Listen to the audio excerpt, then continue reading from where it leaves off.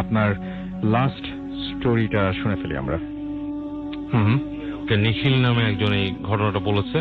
ওকে, যাই হোক, নিখিলরা একটা বাড়িতে বেড়াতে যায় ওদের ফ্যামিলি সহ। তো ওখানে থাকতে যে ওদেরকে যে মানে বাড়িটা দেওয়া হয়, এটা it's kind of rest house. Okay, এবং কোন পুরনো জমিদার বাড়ি আর কি, এটা রিনোভেট করে করা হয়েছে ওখানে। তো ওই বাড়িটাতে যখন থাকে, রাতের বেলা নিখিলকে যে রুমটা দেওয়া হয়েছিল, সেই রুমটা বেশ বড় একটা রুম এবং নির্জন। ওই জমিদার বাড়ির আশেপাশের অঞ্চলটাই ছিল বেশ মানে নির্জন টাইপের একটা জায়গা। আচ্ছা, বেশ বাগান বাড়ি টাইপের আর কি, গাছগাছালি আছে। তো যাই হোক, তো নিখিল রাতে যখন ঘুমায় বাড়িতে, প্রথম রাতে ওর কাছে কেমন অস্বস্তি একটা ফিল লাগে, যে কেমন একটা বাড়ি এবং পুরানো। এখানে মনে হয় মানে জমিদার বাড়িতে মানুষের যেমন হয় সে ধরনের একটা চিন্তা ভাবনা চলে আসে সেখানে। তো যাই হোক, রাতের বেলা যখন ও শুয়ে আছে, অনেকক্ষণ বই পড়ার চেষ্টা করে একসময় আপনার ঘুমিয়ে পড়ে আর কি। তো ঘুমিয়ে যখন পড়ে, হঠাৎ করে সে মানে ফিল করে, মানে ঘুম ভাঙে। তখন সে হঠাৎ করে বুঝতে পারে যে ওর খাটের নিচে কেউ একটা শব্দ করতেছে। শব্দটা হচ্ছে কেমন লাইক মানে গুম হুম, মানে এরকম একটা শব্দ, মানে মানে এক ধরনের গোঙানি টাইপের কাইন্ড অফ লাইক। আচ্ছা, তো মানে ও বুঝতে পারে না খাটের নিচ থেকে শব্দ আসতেছে কেন। তো ও করে কি, খাটের নিচে নামে, মানে খাট থেকে নামে, পা রেখে হঠাৎ করে খাটের নিচে উকি দেয়। খাটটা অনেক পুরোনো খাট ছিল এবং বেশ উঁচু। তো ও দেখে খাটের নিচে লাইক মনে হচ্ছে গুটি সুটি বের একটা মানুষ, হ্যাঁ, মানে তাকায় আছে ঠিক ওর দিকে। আচ্ছা, এটা দেখি সে প্রচন্ড একটা শক খায়, মানে একটা চিৎকার করে ওঠে। দৌড় দিয়ে যায়, দরজা খুলে দেখে যে পাশ থেকে বেয়ারা ছিল। সে বেয়ারা হেঁটে আসে, এসে বলে, স্যার কি হয়েছে? তো বলে যে আমি একটু ভয় পাইছি, মনে হচ্ছে খাটের নিচে কিছু একটা আছে, কেউ আছে। তো বেয়ারা বলে, স্যার কিছু নাই। বলে কি, আপনি কিভাবে বুঝতেছেন যে কিছু নাই? বলে যে আচ্ছা ঠিক আছে, আপনি চলেন আমার সাথে, দেখেন খাটের নিচে। যে যায়, খাটের নিচে কেউই নেই। তো মানে বেশ শকড হয়ে যায় ব্যাপারটাতে, যে এটা কি দেখলাম কি। তো সারা রাত আর ঘুমাতে পারে না, বেশ ভয়ে থাকে। তো যাই হোক, তো পরদিন সেখান থেকে সে বেরোয় যে ওখানে হেঁটে যে ওখানকার এলাকার যে ছোটখাটো দোকানগুলা, সেখান থেকে ঘুরে ফিরে চা খায়। তো একজন ওদেরকে বলে যে আপনারা যে রেস্ট হাউসে উঠছেন আপনাদের ফ্যামিলি নিয়ে, এটা তো আপনাদের মানে বেশ মানে আপনি কিছু দেখেন না এখানে? বলে কেন? কাজে এখানে সহজে মানুষ আসে না তো, এটা রেস্ট হাউস বানাইছে, এখানে একটা জমিদার ফ্যামিলি ছিল, তারা ওখান থেকে চলে যাওয়ার পর আস্তে ধীরে এটা রেস্ট হাউস হয়। তো বলে তো এখানে ভয়ের কি আছে, না আমি তো যেহেতু মানে একটা বাসাই তো, পুরোনো বাসা হতেই পারে। বলে কিছু দেখেন নাই? বলতেছে যে আমি কিছু ভয় পাইছি। বলতে কি ভয় পাইছেন? বলে আমি এরকম গতকালকে মনে হচ্ছে খাটের নিচে কেউ বসা। তখন বলতেছে যে এখানে তো আসলে ঘটনা আছে, এই বাসাটাতে যে আপনার থাকতো জমিদারের যে ছোট ছেলে ছিল, সে বিলেতে যায় পড়াশোনা করতে। তো পড়াশোনা করতে গিয়ে সে ডাক্তারি পড়ে, কিন্তু সে আসলে ছিল একটু অসুস্থ মস্তিষ্কের লোক। ওকে, এবং এটা জানতো না। হ্যাঁ, তো সে কিছু অকারেন্স করে এখানে। অকারেন্সটা হচ্ছে আপনার মানে মানুষকে মানে সে সার্জিক্যাল প্রসিজারের মাধ্যমে মানে উল্টাপাল্টা কাটাকাটি করে। এবং এরকম করতে যে একটা মাঝির মেয়েকে সে এরকম মানে নর্মাল একটা অসুখ থেকে সার্জারির নাম করে এরকম কেটে মেরে ফেলে আর কি। এবং সেটা জানাজানির পর মানুষ যখন বুঝতে পারে জিনিসটা ঠিক হয় নাই, মানুষ কোনোভাবে বুঝতে পারে জিনিসটা, তো তখন রাতের বেলা একদিন সে আসার সময় তাকে আপনার এই কোচ দিয়ে মেরে ফেলে আর কি মানুষ। এবং মেরে ফেলার পরে এই জমিদার অনেক কেস টেস হয়, অনেক কিছু হয়, এবং লাস্টে কয়েকজন মানুষকে অন্যায় ভাবে তারা শাস্তি দেয় আর কি, যাদের মানে দেওয়ার কথা না আর কি, যারা কাজটা করেনি তাদেরকে শাস্তি দেয়। প্রিয় লিসেনার, শুধুমাত্র বাছাই করা ভয়ানক ঘটনা শুনতে ভিডিওটি না টেনে শেষ পর্যন্ত দেখতে থাকুন। এই ভিডিওর মধ্যে আপনারা শুনতে পারবেন ভূত এফএমের বাছাই করা ভয়ানক ঘটনাগুলো। আর যে রাসেল ভাই, আপনার ভাই, বাবু ভাই, ডক্টর আলিফ ভাই, এনাদের সহ আরো অনেকেরই যে ভয়ানক ঘটনাগুলো রয়েছে, প্রত্যেকটা ঘটনা আমি নিজেই বাছাই করে এই ইউটিউব চ্যানেলে প্রতিনিয়ত রাত 10টা বাজে পাবলিশ করে থাকি। বেশি কথা বলবো না, চলুন আমরা সরাসরি চলে যাই ঘটনার মধ্যে। তো এরপর থেকে নাকি ওই জমিদারের ছেলেকে ওখানে আশেপাশে দেখা যায়, এবং মানুষ সে বাসাটার মধ্যে মানে আপনার ওই জমিদার বাড়ির আশপাশ দিয়ে গেলে, এবং জমিদার বাড়ির যারা মানে মানুষ ছিল তারা পর্যন্ত এটার মানে আপনার মানে শিকার হতো। দেখা গেছে যে কোনো মানুষ ছাদের কাছে গেছে, পিছনে দেখা জমিদারের ছেলে দাঁড়ায় আছে, এবং সে ধাক্কা দিয়ে মানুষকে ফেলে দিচ্ছে ছাদ থেকে। আচ্ছা, হ্যাঁ, মানে এরকম কথা শোনা গেছে ওখানে। এবং এইসব অত্যাচারের কারণে একসময় ওই বাড়িটা মানে আপনার ওরা ছেড়ে চলে যায়, এবং তাদের ফ্যামিলির একটা মানে হয় যে ওখানে আপনার রেস্ট হাউস তৈরি হয়। তো এটা শোনার পর নিখিলটা মানে বেশ ভয় পায়, নিখিল মনে করে যে এখানে আমি এরকম দেখছি এবং আমি আবার কি দেখি এরকম একটা ব্যাপার স্যাপার।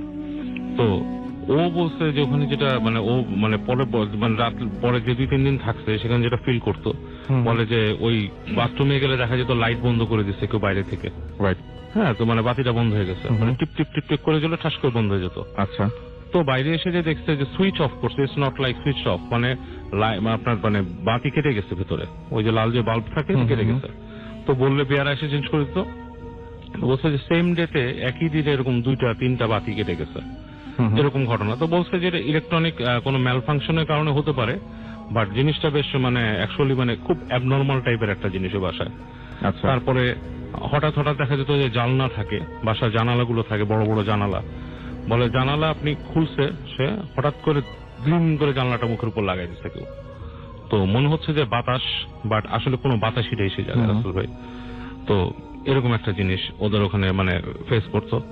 তো ওই নিখিলের যে এক্সপিরিয়েন্স ছিল বাসাটা সম্বন্ধে, যে ওই বাসাটাতে আসলে সে ফিল করছে যে কিছু একটা আছে এবং বাসাটার মধ্যে মানে এই ধরনের জিনিস সব সময় হতে থাকে আর কি, ভয়ঙ্কর জিনিসপত্রগুলো। ওকে, সো এটাই ছিল story. Thank you very much.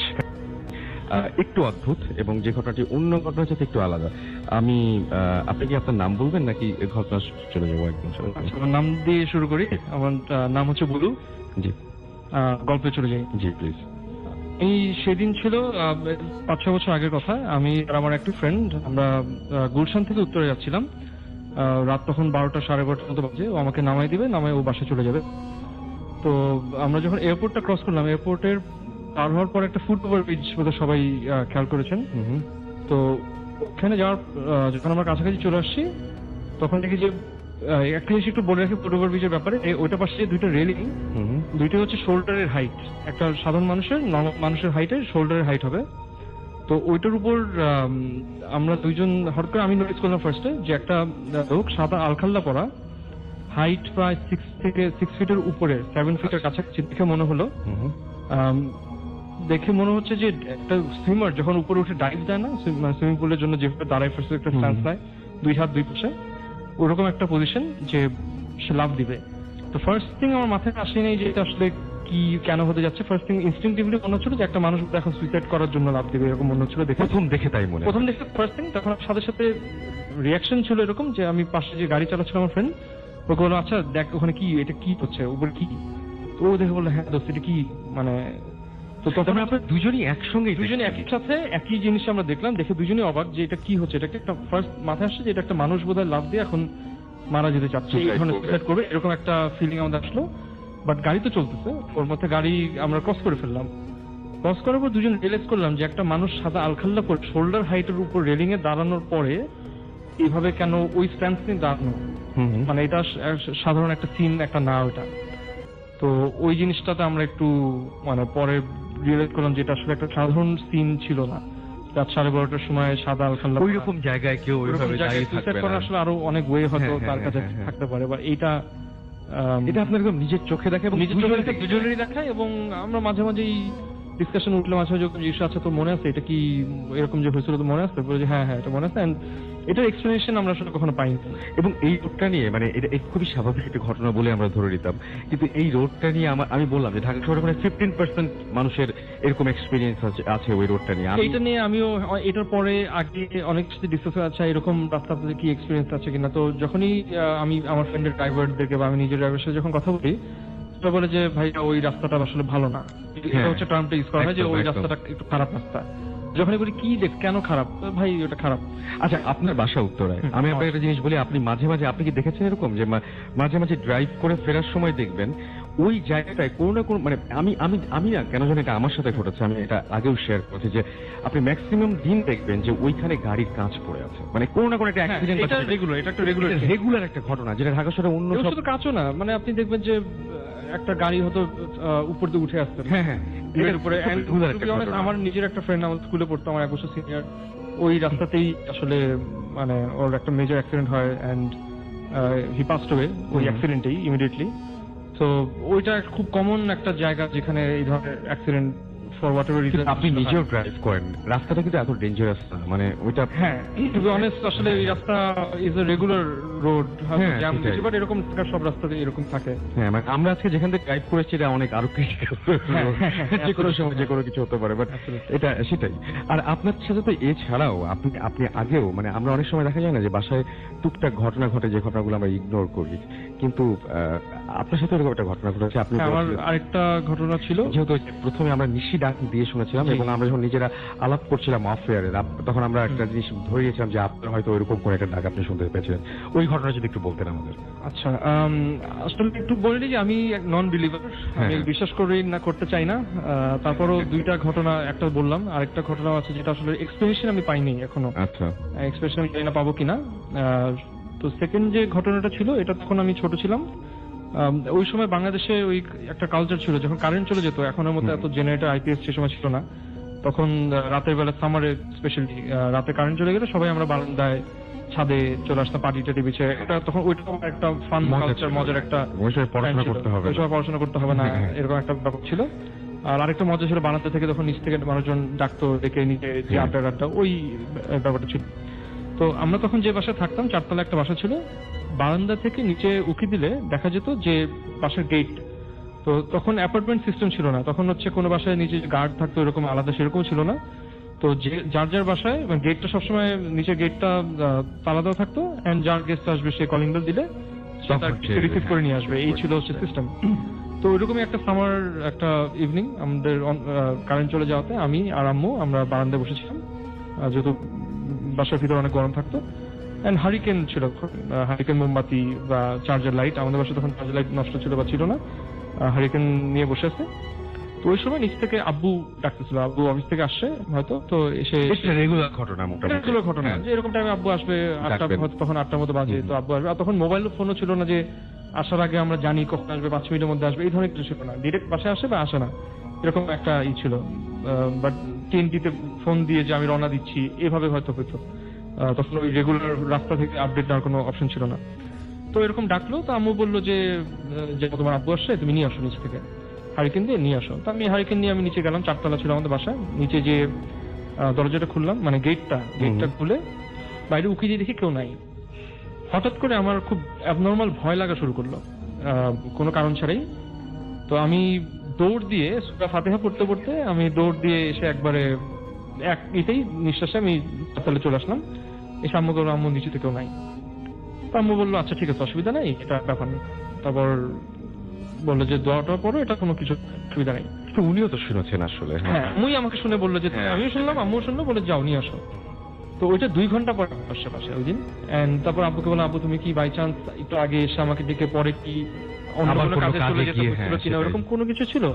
তো বল, না বাবা, আমি তো এখনই আসলাম, আমি তো এই টাইমেই এখন জাস্ট একটু আগে আসলাম। তো ওইটাও একই, যে এক্সাক্ট মানে আব্বুর ভয়েস, আমার নাম ধরেই ডাকা, আমার ডাক নাম ধরেই ডাকা। এন্ড একটা তো কিছু কিছু আন্দাজ হতে থাকে যে কোত্থেকে শব্দটা আসতেছে। হ্যাঁ, সেটাই। তো ওইটা নিচ থেকেই শব্দটা আসতেছিল। আমি উকি দেবো, 2বার ডাকছিল ইনফ্যাক্ট। আমি নিচে উকি দিয়েও, মানে যদিও যেটা একটা মেনশন করিনি যে গেটটা দেখা যায়, বাট গেটের উপরে ওই গাছ ছিল এমন যে গেটের নিচে তো দাঁড়ালে সেটা স্পেসিফিক্যালি দেখা যায়, দেখা যেত না। তো গাছ ফুল টুলের কারণে গেটটা ঢাকা থাকতো, বাট গেটের নিচ থেকে যে ডাকতেছিল সেটা খুব অবভিয়াস ছিল। আমি মানে বিশ্বাস করি যে আপনি যে ঘটনাটা বললেন সেই ঘটনাটা খুব একটা ভয়ের না, এবং অনেক মানুষ হয়তো ভয় পায় নাই, কিন্তু আমার কাছে একটা মানে কারণ আছে এই ঘটনাটা শোনার। সেটা হচ্ছে যে যিনি শুনেছেন তিনি ভয় পাবেন, আপনি ভয় পান নাই, আপনাকে দেখে বোঝা যাচ্ছে আপনি ভয় পান নাই। আপনি বলছেন যে আপনি বিলিভ করেন না। আমি এই ঘটনাটা শোনালাম এই কারণে যে এরপরে আমি জানতে চাই যে তাহলে আপনি এটাকে এক্সপ্লেন করবেন কিভাবে, মানে আপনার কাছে যুক্তিটা কি, লজিকটা কি, কেন এরকম ঘটনা ঘটলো? হ্যাঁ, আসলে সবকিছুর এক্সপ্লেনেশন তো আমাদের হয়তো রাইট টাইম, রাইট এই হ্যাঁ। অনেক ভেরিয়েবলস হয়তো আমরা জানি না। হয়তো সেই সময় আমার নামের হয়তো যেভাবে নামটা যে উচ্চারণ করা হয় সেটা সিমিলার, হয়তো অন্য কাউকে কেউ ডাকছিল, যেটা হয়তো দুজনেই আমরা মিসট্রিট করলাম। আপনার বাসার গেটের সামনে থেকে আপনার মানে নাম অনেক ধরে? ইন্টারেস্টিং আচ্ছা, কোইন্সিডেন্স। okay. হয়তো আচ্ছা। আমি জানি না, মানে জিন, এখন ইসলাম বিশ্বাস করে জিন বিশ্বাস করতেই হবে, হুম। সেটা আমি করি। কিন্তু আপনি ভাবছেন যে আপনি ধরে নিচ্ছেন যে দুজনেরই ভুল হয়েছে, এরকম কিছু? আসলে ওইটাই বললাম, এই জন্যই বললাম যে আমার কোনো এক্সপ্লেনেশন নাই। বাট আপনি তারপরেও বিলিভ করেন না? তারপর বিলিভ করতে চাই না, কিন্তু ভয় পাই। আচ্ছা, হ্যাঁ, believe আমি করতে চান না, believe আচ্ছা, করি না, সেটা অন্য করতে জিনিস, চাই না, হ্যাঁ, বাট সেটা অন্য জিনিস। ভয় আমি ঠিকই পাই। আমি কোনো হরর মুভি দেখি না, আচ্ছা তো আমি এসব মাথায় ঢুকাতেই চাই না আসলে অনেক কিছু। আচ্ছা। তো এটাই। ওকে, অনেক ধন্যবাদ আপনাকে। আপনি কি এমনিতে বিজেপি কুসংস্কার বিশ্বাস করেন? আমরা লাস্ট এপিসোডে অনেক কিছু রেখেছিলাম যে এই যে সামনে দিয়ে বিড়াল পাস করলে এরকম হয় বা এরকম ধরনের মানে পেছন থেকে কেউ ডাক দিলে একটু বসে যেতে হয়, এরকম ধরনের জিনিসগুলো আপনি বিশ্বাস করেন? না, টু বি অনেস্ট আমি আসলে কুসংস্কারকেও পাত্তা দিতে চাই না, আচ্ছা। আনলেস আদারওয়াইজ আমার কোনো ধরনের আমার কোনো খুব স্ট্রং রিজন আমি ফিউচারে না পাই, আমি আসলে বিশ্বাস করবো না। অনেক ধন্যবাদ বুলু ভাই। আমরা ইমরানের কাছে যাবো এবং ইমরানের কাছে তার ঘটনাটা আমরা শুনে আসবো। ইমরান, আপনি কোথা থেকে এসেছেন যদি একটু প্লিজ আমাদেরকে বলতেন। আমি মহাখালী থেকে আসছি, আর আমার প্রফেশন ডেন্টিস্ট্রি, আপনি- ডেন্টাল কলেজ থেকে। আচ্ছা, ওকে, ফাইন। আমাদের আরো একজন ডেন্টিস্ট আজকে আসার কথা ছিল, সামহাও আমরা তার বাবা অসুস্থ হয়ে যাওয়ার দিকে আসতে পারেনি। যাই হোক, আমরা ইমরান আপনার ঘটনায় চলে যাই। জি, প্রথমে আমি একটু একটা ব্যাপার ক্লিয়ার করতে চাই যে আমার ছোটবেলা থেকে বেড়ে ওঠা, মানে এসএসসি পর্যন্ত পড়ালেখা আমার গ্রামে। আচ্ছা, আমার হোম ডিস্ট্রিক্ট টাঙ্গাইল, টাঙ্গাইল জেলার দেলদুয়া থানার পাতরাইল গ্রামে। তো ওখানে আমি এসএসসি পর্যন্ত কমপ্লিট করি। এসএসসির এটা অ্যাবাউট মানে ঘটনাটা 2006 সালের ঘটনা। তো আমি একদিন রাত্রের বেলায় পড়তেছিলাম, মানে আমার টিপিক্যালি অভ্যাসটা এরকম ছিল যে সন্ধ্যার দিকে আমি একটু ঘুম আসতাম, বাট 9:30 থেকে পড়া শুরু করে হোল নাইট মানে ওভাবেই পড়তাম। আমার রুটিনটা এরকম ভাবেই ছিল। তো একদিন পড়তেছিলাম, হঠাৎ করে তখন প্রায় 12টা 15 বাজে এরকম একটা টাইম। তা 12টার দিকে তখন আমি করলাম, পেছন থেকে কিসের যেন একটা শব্দ শুনতে পেলাম। শব্দটা এমন যে কোনো কিছু একটা দুমড়ে মুচড়ে পড়ে যাচ্ছে, এরকম একটা শব্দ। হঠাৎ এরকম আচমকা একটা শব্দ শুনে পিছনের দিকে পিছন ফিরে তাকে কোনো কিছু দেখতে পাই না। মানে জিনিসটা একটু আশ্চর্যকর, শব্দটা এমন বিদ্যুটে, মানে জিনিসটা একটু ভয়ঙ্কর ছিল আমার কাছে। পরে আমি ওটা নিয়ে খুব একটা করি না, কারণ এ ব্যাপারে ভূত পেত আমি খুব একটা বিশ্বাস করি না, মানে করতাম না তখন জিনিসটা। এই জন্য মানে আমি অত ওইটা নিয়ে রেসপন্স করিনি, স্বাভাবিকভাবে চলছে। পরের দিন আবার সেই একই টাইম 12:15টার দিকে দেখে যে আমি আমার পড়ার রুমটা ছিল একেবারে বারান্দার ইসের সাথে, তো জানালার সাথেই ছিল আমার টেবিলটা। বাহিরেতে আমাদের ঘরের সামনে থেকে কেউ যেন আমাকে আমার ডাক নামে 2বার ডাক দিল। তো আমি রেসপন্স করলাম, তো কোনো তারপরে ফার্দার আর কোনো রেসপন্স পাই নাই। তো আমি ফার্দার রেসপন্স না পাওয়ার কারণে পরে আমাদের ওই ডাকটা ছিল ও যে আমার মা যেভাবে আমাকে ডাকে ঠিক সেই আমার মায়ের ভয়েস ওইভাবে ডাকতেছিল। তো পরে আমি আবার উঠে পড়ার বাদ দিয়ে উঠে যে যাই মার ঘরে, মার রুমে যাই, মাকে যে বলতেছি, মা তুমি কি আমার ডাকছো?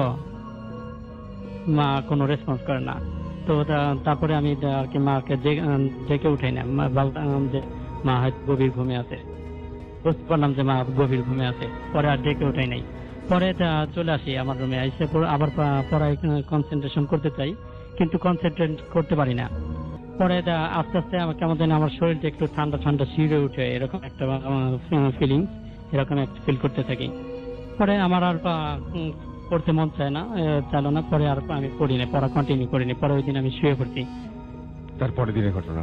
জি, হ্যাঁ, তারপরের দিনে চলে আসছি আমরা। এরপর আমরা ওইভাবে 4-5 দিন যাওয়ার পরে 5-7 দিন পরে আবার হঠাৎ সেম, মানে ওই আমার এমনিতেই টিপিক্যালি পড়তে ভালো লাগতেছিল না, মানে যার কারণে আমি শুয়ে পড়ছি একটু আগেই। ওই দিন মানে আমি 11টার দিকে শুয়ে পড়ছি। শুয়ে পড়ার পর হঠাৎ আমি দেখি স্বপ্নে দেখতেছিলাম যে কোনো একটা অদ্ভুত একটা প্রাণী, আমি জীবনে কখনো এরকম প্রাণী দেখি নাই। ওই রকম একটা প্রাণী আমাকে তাড়া করতেছে। তাড়া করতে করতে এক পর্যায়ে আমাকে ধরে ফেলে এবং আমার মাথাটা গিলে ফেলার চেষ্টা করে। আমি অনেক ডাকাডাকি করি, অনেক চিৎকার করি, মানে অনেক চিৎকার করার পরে আমার আশেপাশে অনেক লোকই ছিল, বাট তারা খুব কাছে না, একটু দূরে ছিল, কিন্তু তারা কেউ কোনো আমি যে এত ডাকাডাকি করতেছি তারা কেউ শুনতেছে না। তারপর আমি আর কি ওখান থেকে অনেক চিৎকার করার পর হঠাৎ মা এসে আমার আমি যে স্বপ্নের মধ্যে চিৎকার করতেছিলাম, তো চিৎকার হ্যাঁ, আমরা শব্দ বুঝতে শুনে পেরেছি স্বপ্নের মধ্যে আমার মা- চিৎকার করছে, আপনার মা দৌড়িয়ে আসলো, তারপর হ্যাঁ, কি তো হলো? আমার মা দৌড়ে এসে পরে আমাকে ইসের জন্য গরম পানি করে ওইটার খাওয়ায় এবং রাত্রে গোসল করায়। গোসল করানোর পর ওই দিন আমাকে অনেক দোয়া টোয়া পরে মা আমাকে ঘুম পাড়ে এবং মা আমার সাথে থাকে।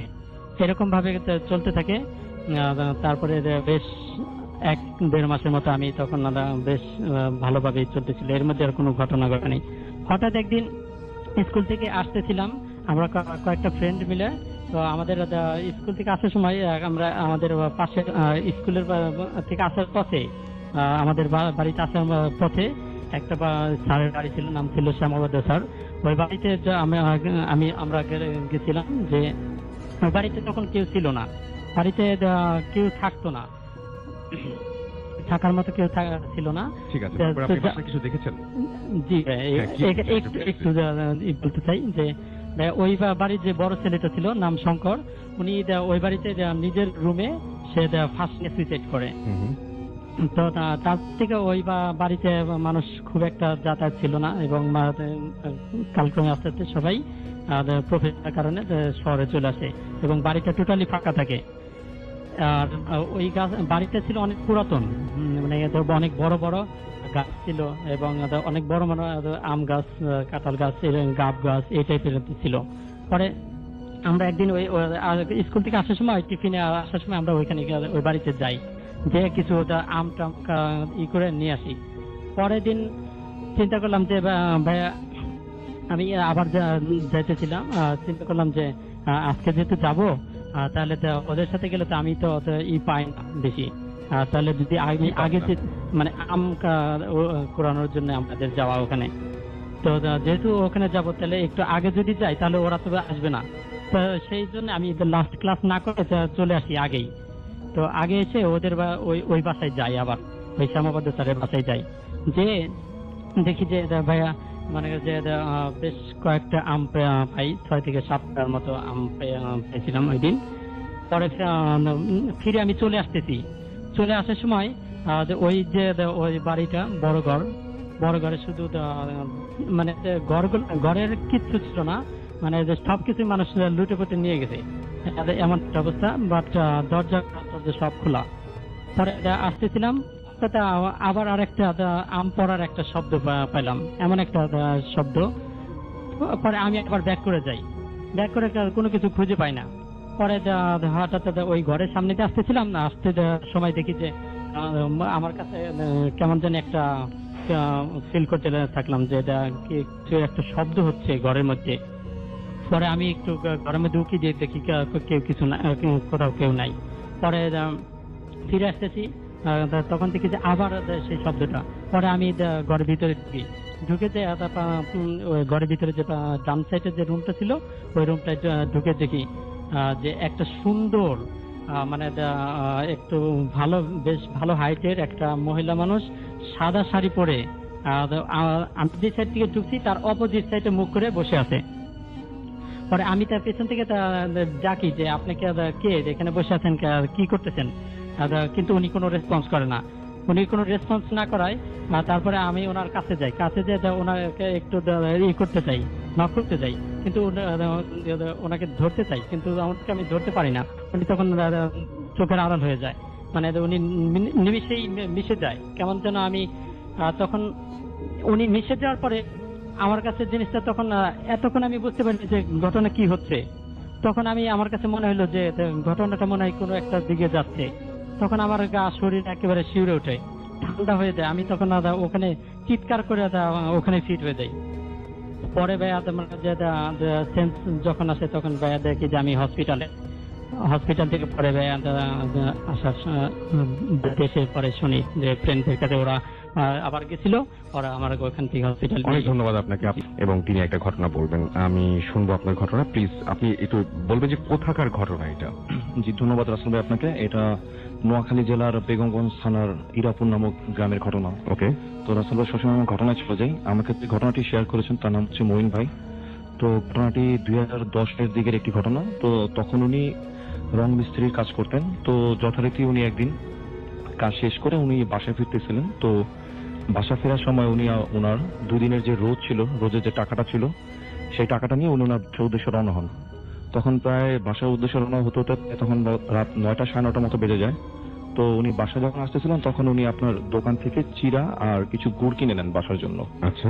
তো উনি বাসা দিকে হাঁটতেছিলেন, তো উনি গ্রামের যে পাকা রাস্তাটা ছিল, পাকা রাস্তা ছেড়ে যখন উনি কাঁচা রাস্তার দিকে হাঁটা শুরু করেন, তো রাস্তাটা বেশ সরু ছিল, তো দুই পাশে আপনার ধানি জমি ছাড়া কিছুই নেই এবং বাড়িঘর বলতে গেলে বেশ খানিকটা অনেক দূরে দূরে। তো যখন উনি বাসার দিকে হাঁটতেছিলেন তখন ওনার হাতে একটা টর্চ ছিল, আর হাতে ওনার গুড় আর আপনার চিড়ার যে ব্যাগটা ছিল ওটা ওনার হাতে ছিল। তো উনি যে ওই রাস্তাতে যখন হাঁটতেছিলেন ওই টর্চ নিয়ে, তখন উনি একটা জায়গায় এসে থেমে যান। তো সেই জায়গাটা হচ্ছে যে 4 রাস্তার একটা মোড়। তো উনি লক্ষ্য করলেন যে ওই 4 রাস্তার মোড়ে যে 3টা রাস্তা ওনার সামনে, তো উনি দেখলেন যে 3 রাস্তা দিয়ে 3টা কুকুর এসে ঠিক আপনার ওই মোড়টার মধ্যে এসে দাঁড়িয়ে পড়লো। যখন দাঁড়িয়ে যায় তারা, সেই কুকুরগুলো সেখানে আপনার বার্কিং করা শুরু করলো নিজেরা এবং তারা মারামারি করতেছিল কুকুরগুলো। তো উনি মানে থেমে যান সেখানে, কারণ হচ্ছে উনি চিন্তা করলেন যদি উনি ওই কুকুরগুলোকে ক্রস করে আগে যেতে চান তাহলে এমন হতে পারে যে কুকুরগুলো তাকে মানে কামড় দিতে পারে বা আঘাত করতে পারে। তো ওইটা দেখে উনি সেখানে থেমে যান। তো উনি টর্চ দিয়ে আপনার ওই ঢিল উড়ে মারে কুকুরগুলো যাতে সেখান থেকে সরে যায়। তো এটা মারার পর যেটা ঘটলো সেটা আরো মানে ভয়ানক একটা অবস্থা তৈরি হয় তখন, যে দেখলেন যে সেই কুকুরগুলো 3টা কুকুর একসাথে তার দিকে আপনার ফিরে আসলো এবং কুকুরগুলো অ্যাটিটিউড এমন ছিল যে মনে হচ্ছে যে তার হাতে যে ব্যাগটা আছে সেই ব্যাগটা তারা তার থেকে ছিনিয়ে নিবে, এরকম একটা অবস্থা। তখন উনি বেশ ভয় পেয়ে যায় এবং উনি তখন কি করবে কিছুই বুঝে উঠতে পারতেছিলেন না। আচ্ছা। ঠিক ওইখানটা থেকে কিন্তু আপনার 25 কি 30 মিটার এরকম হবে, ঠিক সেই মোড়টা থেকে দূরে একটা চায়ের দোকানে কিছু লোক বসে চা খাচ্ছে এবং উনি দূরের থেকে দেখতে পাচ্ছেন সে লাইটের মধ্যে। তো যখন এই কুকুরগুলো ওনার সামনে এরকম করতেছিল তখন উনি লক্ষ্য করলেন পিছনে তাকিয়ে যে ঠিক দূরের থেকে আপনার ভ্যান বা রিক্সা জাতীয় কিছু একটা আসতেছে সেই রাস্তা দিয়ে এবং সেটা নিচে হারিকেন জ্বালানো ছিল। আচ্ছা। তো যখন উনি পিছনে ফিরে রিক্সা বা ভ্যানটা দেখেন, তো দেখার পর উনি সঙ্গে সঙ্গে সামনের দিকে তাকান।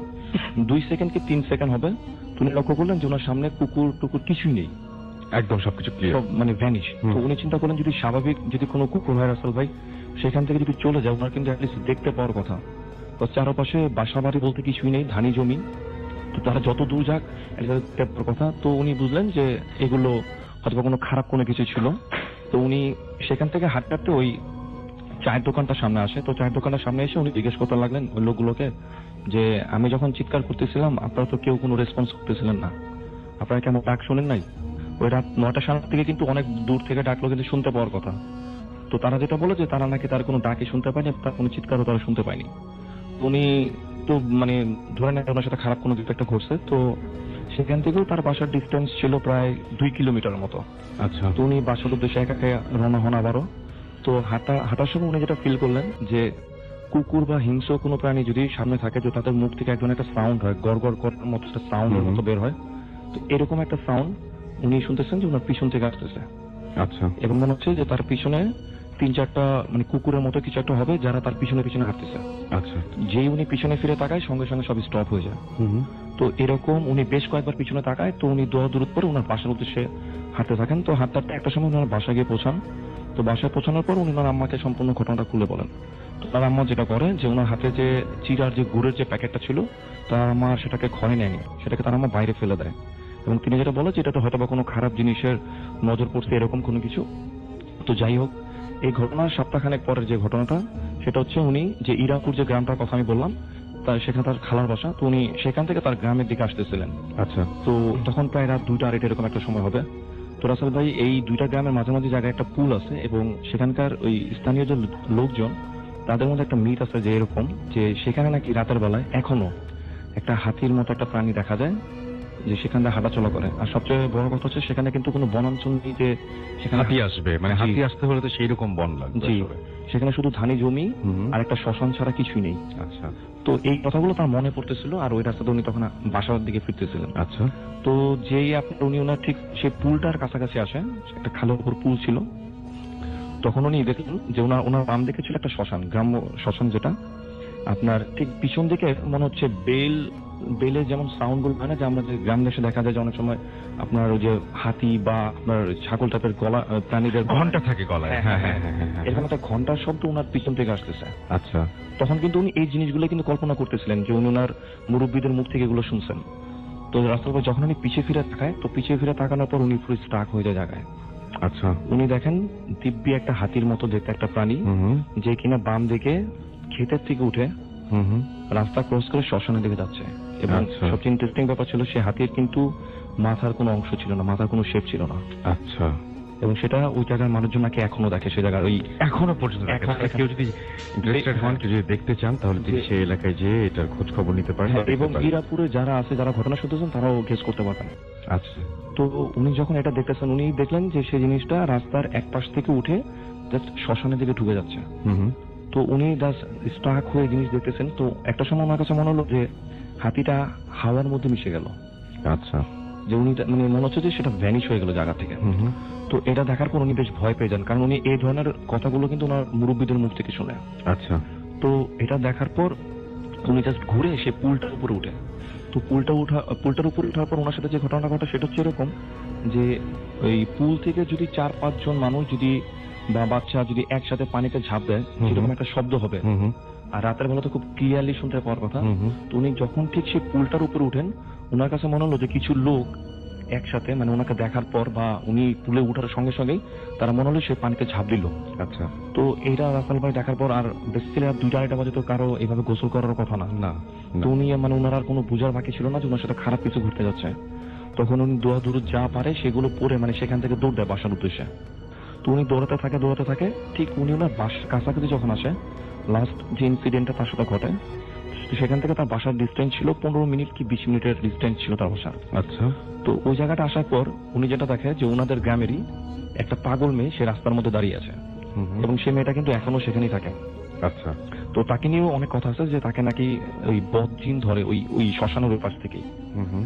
তো তাকে অনেক হুজুর দেখানো হয়, সে কিন্তু এখনো সুস্থ হয়নি। তো সে দেখে যে সেই মেয়েটা দাঁড়ানো আছে। আর সবচেয়ে মজার কথা হচ্ছে যে সেই মেয়েটাকে কিন্তু সারাদিন কিন্তু শিকল দিয়ে বেঁধে রাখা হয় বাসায় আচ্ছা। আচ্ছা। ওনাদের গ্রামে। কিন্তু ইন্টারেস্টিং ব্যাপারটা হচ্ছে যে রাত হলে তাকে কিন্তু আর বাসায় পাওয়া যায় না। শিকল দিয়ে বাঁধা অবস্থা থাকে, কিন্তু রাত রাত হলে হলে তাকে তাকে পাওয়া যায় না। তার মানে না। সে সামহাও বাসার বাইরে চলে যায়। হ্যাঁ, এবং অনেকদিন এমন হয়েছে যে তার বাবা, তার ভাই এবং অনেক সময় মানে গ্রামে যেসব প্রতিবেশী ছিল তারা তাকে বিভিন্ন জায়গা থেকে ধরে নিয়ে আসছে। হুম হুম। এবং অনেক সময় এমন হয়েছে যে সে 2-3 দিনের জন্য উধাও হয়ে গেছে। ফিরে আসার পরে তাকে কি জিজ্ঞেস করা হয়েছে যে কোথায় গিয়েছিল? সে নর্মালি কথা অ্যান্সার দিতে পারে, কিন্তু ওইগুলো বললে সে কোনো সময় হাসে বা অন্যরকম মানে বিহেভিয়ার দেয়, হুম। মানে অ্যাজ ইউজুয়াল নর্মাল বিহেভিয়ার না। আচ্ছা। তো সে দেখে যে সেই মেয়েটা সেখানে দাঁড়িয়ে আছে রাস্তার মাঝখানে। তো ওটা দেখার পর মঈন ভাই ওটা দেখার পর উনি তাকে বলে যে তুই এত রাতে এখানে কি করতেছিস, হুম।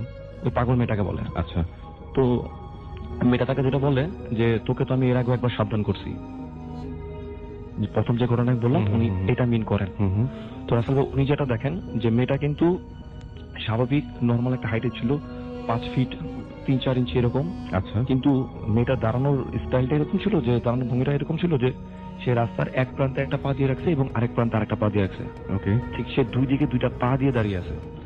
কিন্তু সে আচ্ছা। কিন্তু আমরা যে আরো অনেক ধরনের ঘটনা শুনি এরকম যে দুই দিকে পা দিয়ে রাখে, অনেক বিশাল লম্বা দেখতে, এরকম হুম, হুম, কিন্তু না। এরকম কোনো কিছু না। না, সে স্বাভাবিক একটা মানুষের মতো, বাট তার পা দুটো ছিল মানে স্বাভাবিক না, বেশ লম্বা ছিল পা দুটো, এবং রাস্তার এক প্রান্তে একটা এবং আরেক প্রান্তে একটা। তো সে মেয়েটা তাকে বলতেছে যে তুই যদি বাসা যেতে যাস তাহলে তুই পায়ের নিচ দিয়ে যা। হুম হুম। তো ওনার কাছে কিন্তু কোনো ওয়ে ছিল না, কারণ তার এক পাশে ছিল বিশাল বড় বাঁশঝাড় এবং আরেক পাশে ছিল আপনার একটা খাল, যে খালে মানে পানি ছিল না তখন। তো উনি চিন্তা করতেছেন যদি উনি খালের এই দিক দিয়ে উনি বাসার দিকে রওনা হন, তখন ওনারও বাসায় যে মানে যেতে প্রায় আধা ঘন্টার মতো লাগবে। হুম হুম। তখন উনি কোনো কিছু বুঝে উঠতে না পেরে মানে যখন উনি সিনারিওটা দেখেন তো উনি বেশ ভয় পেয়ে যান। আচ্ছা। তখন উনি যেটা করেন যে খালের মধ্যে দিয়ে দৌড় দেন। হুম হুম। তো আসলে তারপর কি ঘটে ওনার আর কোনো কিছু মনে নেই। তো উনি বাসায় না ফেরায় ওনার বাবা ওনাকে ঠিক ফজরের কিছুক্ষণ আগে ওনাকে খুঁজতে বেরোন টর্চ নিয়ে। আচ্ছা। তো তার বাবা তাকে খুঁজতে বেরো, তাকে যে জায়গাটা পায় সেটা হচ্ছে সে যে জায়গাটা ওই মেয়েটাকে দাঁড়িয়ে থাকতে দেখে তার বাবা তাকে সেই জায়গাটায় রিচ করে। এবং আচ্ছা। সবচেয়ে ইন্টারেস্টিং ব্যাপার ছিল যে তাকে সেন্সলেস অবস্থায় সেখানে পাওয়া যায়, হুম হুম। কিন্তু সে যে পাগল মেয়েটার কথা বলতেছিল সেই মেয়েটা তার পাশেই বসা ছিল। আচ্ছা। এবং তার বাবা কিন্তু তাকে আর কোনো কিছু জিজ্ঞেস করে না, কারণ তারা জানে যে সে মেয়েটা পাগল এবং তাকে মানে রাতের বেলা বাসা পাওয়া যায় না। হুম হুম। তো তাকে কিন্তু সেখান থেকে বাসা আনা হয় এবং তাতে অনেক চিকিৎসা করার পর সে স্বাভাবিক হয়।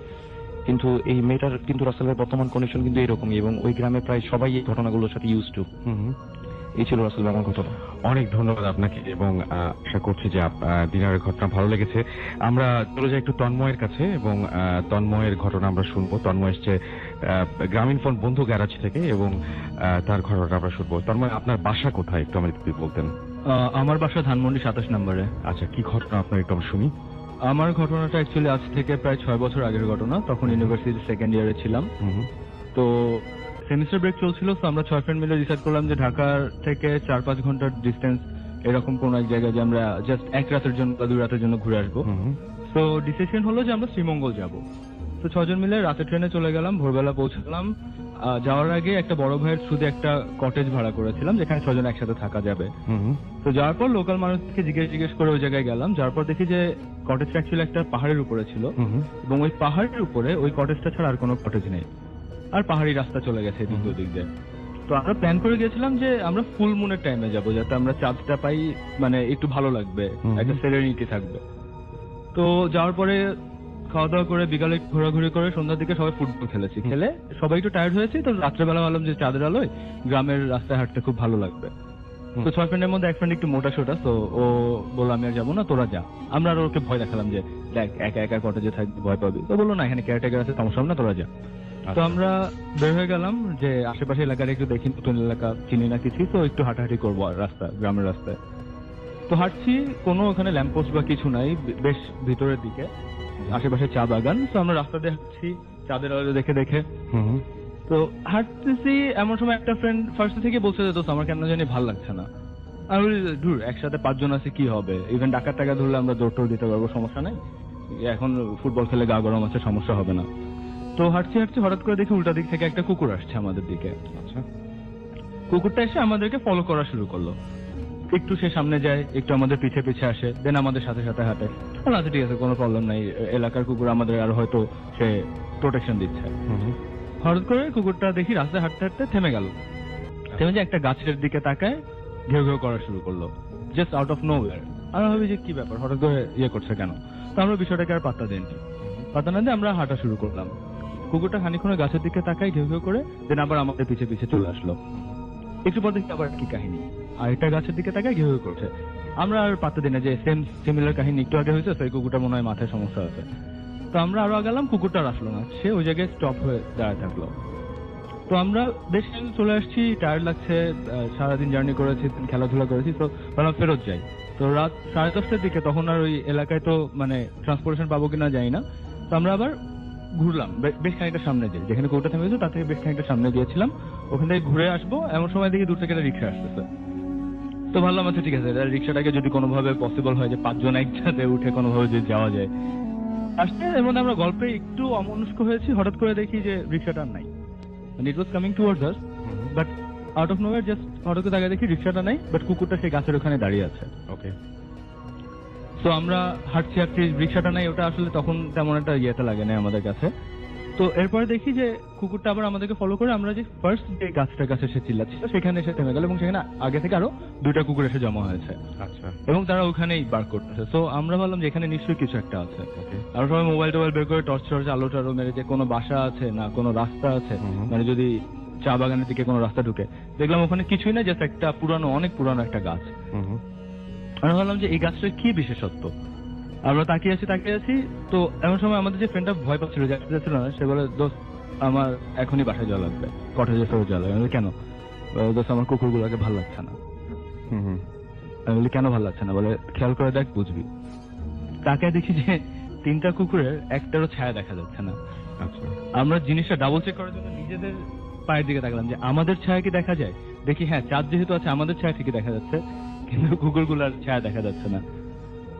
আমরা মানে খালি গল্পের বইয়ে বা মুভিতে দেখে আসছি যে এরকম হয় যে অশরীরী বা মানে কোনো টাইপের ইনহিউম্যান জিনিস থাকলে বা মানে আউট অফ দ্য ওয়ার্ল্ড জিনিস থাকলে সেটা ছায়া দেখা যায় না। তো আমরা তখন মোটামুটি শিওর যে এখানে কোনো একটা ঘাপলা আছে। সবাই দিলাম দৌড় দিয়ে কটেজের দিকে আসলাম।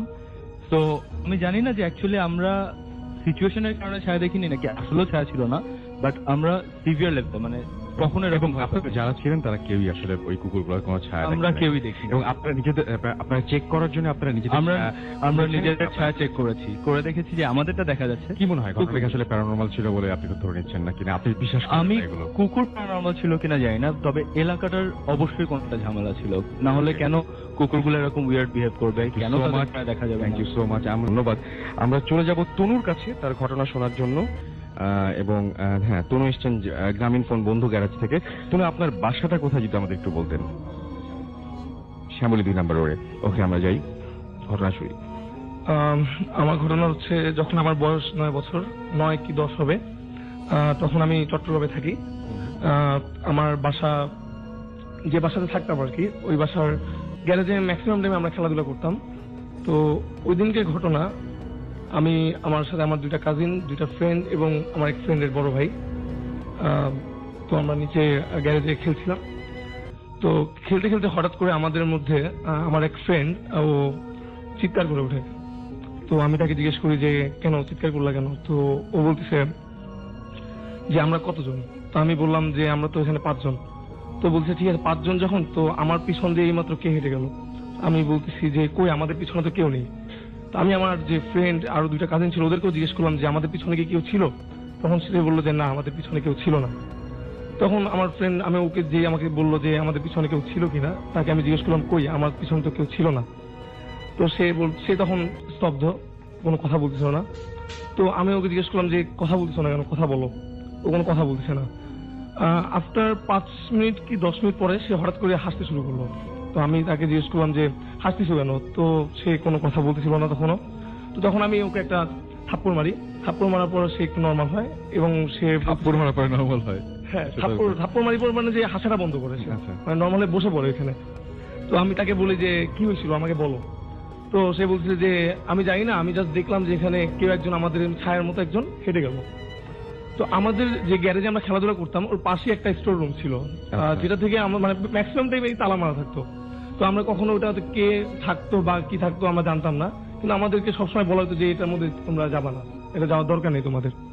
তো ওই দিন কি আমরা জাস্ট যখন খেলছিলাম, তো ওই কাহিনীর পরে আমরা শস্য একটা আওয়াজ শুনতে পেলাম ওখান থেকে হঠাৎ করে। তো শোনার পরে আমরা ডিসাইড করলাম যে আমাদের দেখা উচিত যে এখানে কি আছে বা কি শব্দটা হচ্ছে।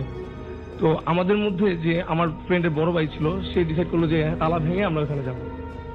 তো কথা অনুযায়ী আমরা তালাটা ভাঙলাম। ভাঙার পরে আমি এবং ওই বড় ভাই ঢোকার সিদ্ধান্ত নিলাম। তো যখন আমরা ঢোকার সময় আমরা আমাদের গা শিউরে উঠছিল ভয়ে, যে আসলে যে ঢুকবো কি ঢুকবো না এরকম একটা ডিসিশন নিতে পারছিলাম না।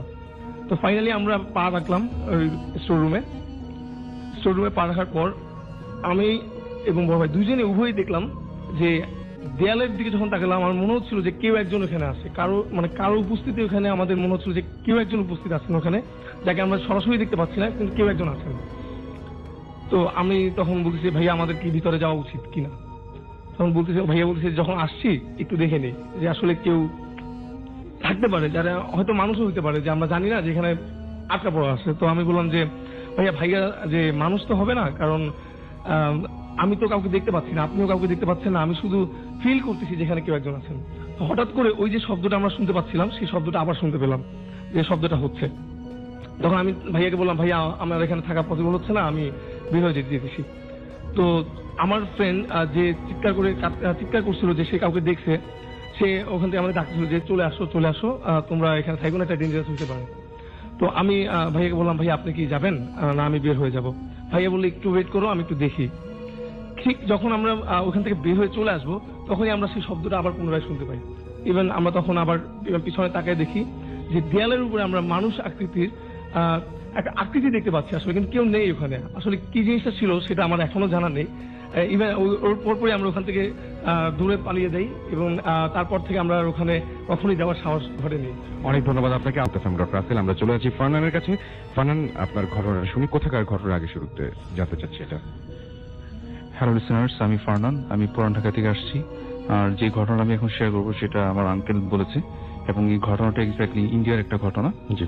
এবং সে যেটা বলে যে এটা অনেক আগের ঘটনা আসলে, মানে যখন আমার আঙ্কেল কলকাতায় বেশ কিছু সময় পড়াশোনা করে, এবং ওই সময় তার সাথে মানে আমাদের বাংলাদেশে একটা ছেলে পড়াশোনা করতো, এবং সে যেটা হয় যে কতগুলো ইন্ডিয়ান কতগুলো ছেলের সাথে একটা ম্যাচে থাকে আর কি, ওই সময় অনেক আগের কথা এটা। এবং তারা যে বাসাটায় ভাড়া থাকে সেটা হচ্ছে একটা অ্যাংলো ইন্ডিয়ানদের বাসা ছিল। আচ্ছা। এবং বাসার যে নিচতলায় তারা থাকতো এবং উপরে তলায় থাকতো যে ওই মা এবং ছেলে দুজনই থাকতো মানে উপরে তলায়, এবং তার বাবা ছিল না, এবং ওনারা দুইজনই উপরে তলায় থাকতো এবং নিচে কয়েকজন স্টুডেন্ট ভাড়া থাকতো। এবং একটা সময় যেটা হয় যে কোন একটা পূজার ছুটিতে যেটা হয় যে ওই সবগুলো ছেলে নিজের তারা মানে ইয়াতে চলে যায়, মানে পূজার ছুটিতে চলে যায়। এবং আমার আঙ্কেলের যে ফ্রেন্ড ছিল বাঙালি, সে যেটা করে সে মুসলমান ছিল, এবং সেটা যেটা হয় যে সে আর মানে কোথাও যায় না, সে ওখানেই স্টে করে। তো দ্যাটস ওয়াই দেখা যায় যে মানে সে নিচের তালায় একা থাকে এবং উপরে তালায় ছিল ওই অ্যাংলো ইন্ডিয়ান্সের যে মা এবং তার ছেলে। তো পূজার প্রায় 2 দিন ছুটি কেটে যাওয়ার পরে যেটা হয় যে উপরে যে ছেলেটা থাকতো ওই ছেলেটা হঠাৎ করে কোনো কারণ ছাড়া হঠাৎ করে সুইসাইড করে, এবং এই সুইসাইডের কারণটা কি ছিল সেটা তখন কেউ জানতো না।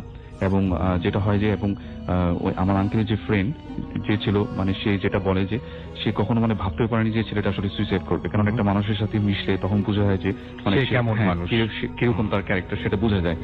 কোনো মানে কারণ ছাড়াই সে সুইসাইড করে। এবং যেটা হয় যে ওই যে তার সাথে যে তার মা থাকতো তাদের যে বাসার উপরে, সে যেটা হয় যে ওনারা দুইজনই থাকতো এবং ওনাদের ম্যাক্সিমাম যে রিলেটিভস তারা ওই শহরের বাইরে থাকতো। এবং যে এই যে ছেলেটার মৃত্যুর কারণে যেটা হয় যে মানে ওদের যে শহরের বাইরে যারা রিলেটিভস থাকে তাদের মধ্যে মানে তার দুইজন মামা মানে ওই ইনস্ট্যান্টলি তখন ওই স্পটে আসতে পারে।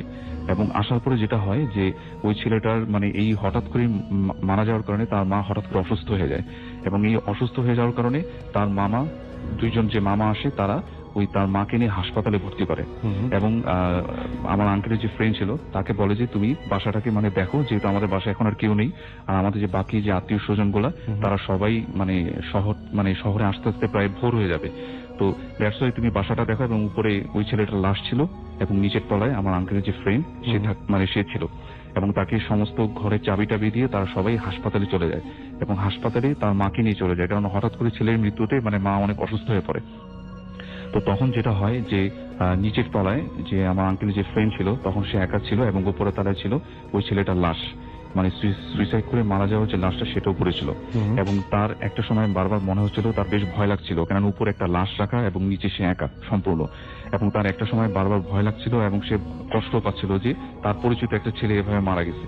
তো একটা পর্যায়ে এগুলো ভাবতে ভাবতে হঠাৎ করে তার মানে রাত্রে ঘুম এসে পড়ে। সে যখন মানে রাত্রে ঘুমিয়ে পড়ে মানে কোন একটা শব্দে, হুটহাট একটা শব্দে তার ঘুমটা ভেঙে যায়। এবং তার যখন ঘুমটা ভাঙে তখন সে রিয়েলাইজ করতে পারে যে শব্দটা আসলে উপরের ফ্লোরে রাখা যে লাশটা যে ঘরে সেইখান থেকে শব্দটা আসতেছে। এবং শব্দটা এরকম ছিল যে মনে হচ্ছে যে উপরের ফ্লোরের এক পাশ থেকে আরেক পাশে কেউ অনেক জোরে দৌড়ে যাচ্ছে, মানে এ পাশ থেকে ওপাশে কেউ যদি জোরে দৌড়াদৌড়ি করে, মানে ধস্তাধস্তি করলে যেরকম শব্দ সেরকম সাউন্ড। এবং মনে হচ্ছিল যে উপরে যে আসবাবপত্রগুলা মানে ধরেন যে মানে চেয়ার টেবিল এগুলো মনে হচ্ছে কেউ নাড়াচাড়া করতেছে, এরকম একটা সাউন্ড আসতেছিল। এবং এই সাউন্ড শোনার সাথে সাথে মানে উনি বেশ ভয় পেয়ে যায়, এবং উনি যেটা চিন্তা করে যে উপরে কোনো চোর টোর আসলো কিনা। এবং তার বারবার মনে হচ্ছিল হয়তোবা ওই যে মানে ছেলেটা যে মারা যায় তার মামা বা কেউ আসছে হয়তো উপরে। কিন্তু সে চিন্তা করলো যে যদি আসতো তাহলে তো তার থেকে চাবি নিত, মানে তাকে ডাকতো, কারণ সে তো মানে তখন কাস্টোডিতে ছিল বাসাটা। তখন সে চিন্তা করলো যে না আসলে কেউ আসেনি। তখন সে বারবার ভয় পাচ্ছিল, এবং হঠাৎ করে একটা সময় যেটা হলো যে ওই উপরে যে সাউন্ড গুলা মানে দৌড়াদৌড়ি ধস্তাধস্তি যে সাউন্ড গুলো সেটা একটা সময় মানে কমে গেল, মানে একদম নিশ্চুপ হয়ে গেল। তখন সে আস্তে আস্তে সাহস করে রুমের যে লাইটটা সেটা অন করলো, এবং অন করার ঠিক কিছুক্ষণ পরেই হঠাৎ করে রুমের যে লাইট গুলো অটোমেটিক্যালি অন অফ হওয়া শুরু করলো। ইভেন বাথরুমে যে লাইট ছিল সেটা অন অফ হওয়া শুরু করলো। এবং একটা পর্যায়ে তার রুমের ভিতরে একটা কাঠের আলমারি ছিল, এবং এই আলমারির ভিতর থেকে মানে মনে হচ্ছে কেউ একজন বাইরে বের হয়ে আসতে যাচ্ছে, মানে আলমারিটার ভিতর থেকে বারবার কেউ নক করলে যেরকম হয় না সেরকম জোরে জোরে ধাক্কা দিচ্ছিল আলমারিটা, এবং প্রচন্ড জোরে সেই আলমারিটা মানে কাঁপছিল। তখন সে হিপ্নোটাইজের মতো হয়ে যায়, এবং সে যেটা করে যে প্রচন্ড ভয়ে সে আলমারিটাকে খোলার চেষ্টা করে। এবং যখন সে একটা পর্যায়ে আলমারিটাকে খুলে ফেলে তখন সে দেখে যে আলমারিটার ভিতরে উপরে যে ছেলেটা মারা যায় সে ছেলেটার লাশ। এবং এরপরে তার আর কিছু মনে নেই, সে সেন্সলেস হয়ে যায়। পরে ওই উপরে যে ফ্যামিলি যে ছেলেটা মারা যায় তাদের ওদের রিলেটিভস যখন আসার পরে মানে ওই নিচের তালার গেট ভেঙে মানে ওনাকে বের করে সেন্সেড অবস্থায়, এবং সব থেকে অবাক বিষয় ছিল যে উপরে যে রুমটায় মানে এত ধস্তাধস্তির শব্দ শোনা যাচ্ছিল, এবং সেটা নাকি ঠিকই মানে ওই উপরে যে লাশটা যে রাখা ছিল যে রুমটাতে, ওই রুমটার সবকিছু আসবাবপত্র, চেয়ার টেবিল সবকিছু নাকি উল্টাপাল্টা ভাবে ছিল, অথচ রুমটা কিন্তু বাইরে দিক দিয়ে লক করা ছিল। এই রিজনটা কেন হয়েছিল, কি হয়েছিল কেউ জানে না, কিন্তু লাশটা ঠিক যেভাবে রাখা ছিল ঠিক সেভাবেই ছিল। এই ছিল আমার ঘটনা। অনেক ধন্যবাদ। বাবু ভাইয়ের কাছে আরেকবার যাই, একটা ঘটনাকে শুনে নেই, তারপর SMS ফেসবুকের পোস্ট পড়া যাবে। আচ্ছা বাবু ভাই, আবারও চলে আসলাম আপনার কাছে। Thank you. আমরা কোথাকার ঘটনা শুনবো এখন? এটা ফরিদপুর অঞ্চলে একটা ঘটনা। শুনি। আমার কাছে এটা শেয়ার করেছে শিফাত আমিন, তার বাড়ি গোপালগঞ্জ এলাকায়। ওকে, তো ঘটনা চলে যাচ্ছে, ঘটনা চলে যাচ্ছে। জি। আচ্ছা, এই কাহিনীটা শিফাত বলেছে এটা তার এক মামার জীবনে ঘটে যাওয়া কাহিনী। তো তার মামার মামা তিনি আপনার একটা অঞ্চলে থাকতেন, ওই ফরিদপুরেরই যে কোনো একটা অঞ্চলে, সেখানে অনেক খাল বিল আছে আর কি। আচ্ছা। তো যেটাতে ওনার মামা কখনো যায় নাই, ছোট কালে গিয়েছিল, এরপর যায়নি। তার মামার মামা থাকতো ওখানে। তো সে শহরে পড়াশোনা করতো। তো একটা সময় সে শুনতে পায় যে তার মামা খুব অসুস্থ, তো তাকে যেতে হবে ভিজিট করতে। তো সে রওনা দেয়। তো কোনো কারণে ঢাকাতে অনেক জ্যাম থাকে এবং নদী পার হতে অনেক সমস্যা হয়, এবং সে যখন ওখানে পৌঁছায় তখন অলরেডি সন্ধ্যা হয়ে গেছে।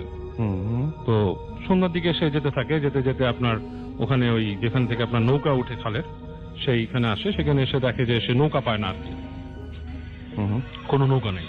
তো যেটা করতে হবে, ওই খালের পাশ থেকে, খাল বা বিল বলে ওইখানে, সেটা পাশ দিয়ে হাঁটতে হয়। আচ্ছা। তো যখন হাঁটছে, সন্ধ্যা থেকে আস্তে আস্তে রাত হলো। তো বললো যে চাঁদ উঠে গেছে তখন আকাশে।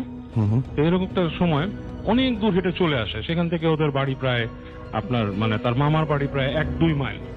তো ও একসময় একটু কনফিউজড হয়ে যায় রাতের বেলায় আপনার এরকম রাস্তা দিয়ে হাঁটতে হাঁটতে। সে মানে আসলে একটু মানে একটা ধাঁধার মধ্যে পড়ে। এন্ড প্লাস সে বলছে জোছনাটাও একটা কারণ ছিল ধাঁধায় পড়ার, মানে খুব ডিফারেন্ট টাইপের একটা মানে ভ্রম সৃষ্টি করছিল। তো তার মামা যখন যাচ্ছে, তো যেতে যেতে দেখে যে একটা গাছ ছিল ওখানে, সে বেল গাছ টাইপের একটা গাছ।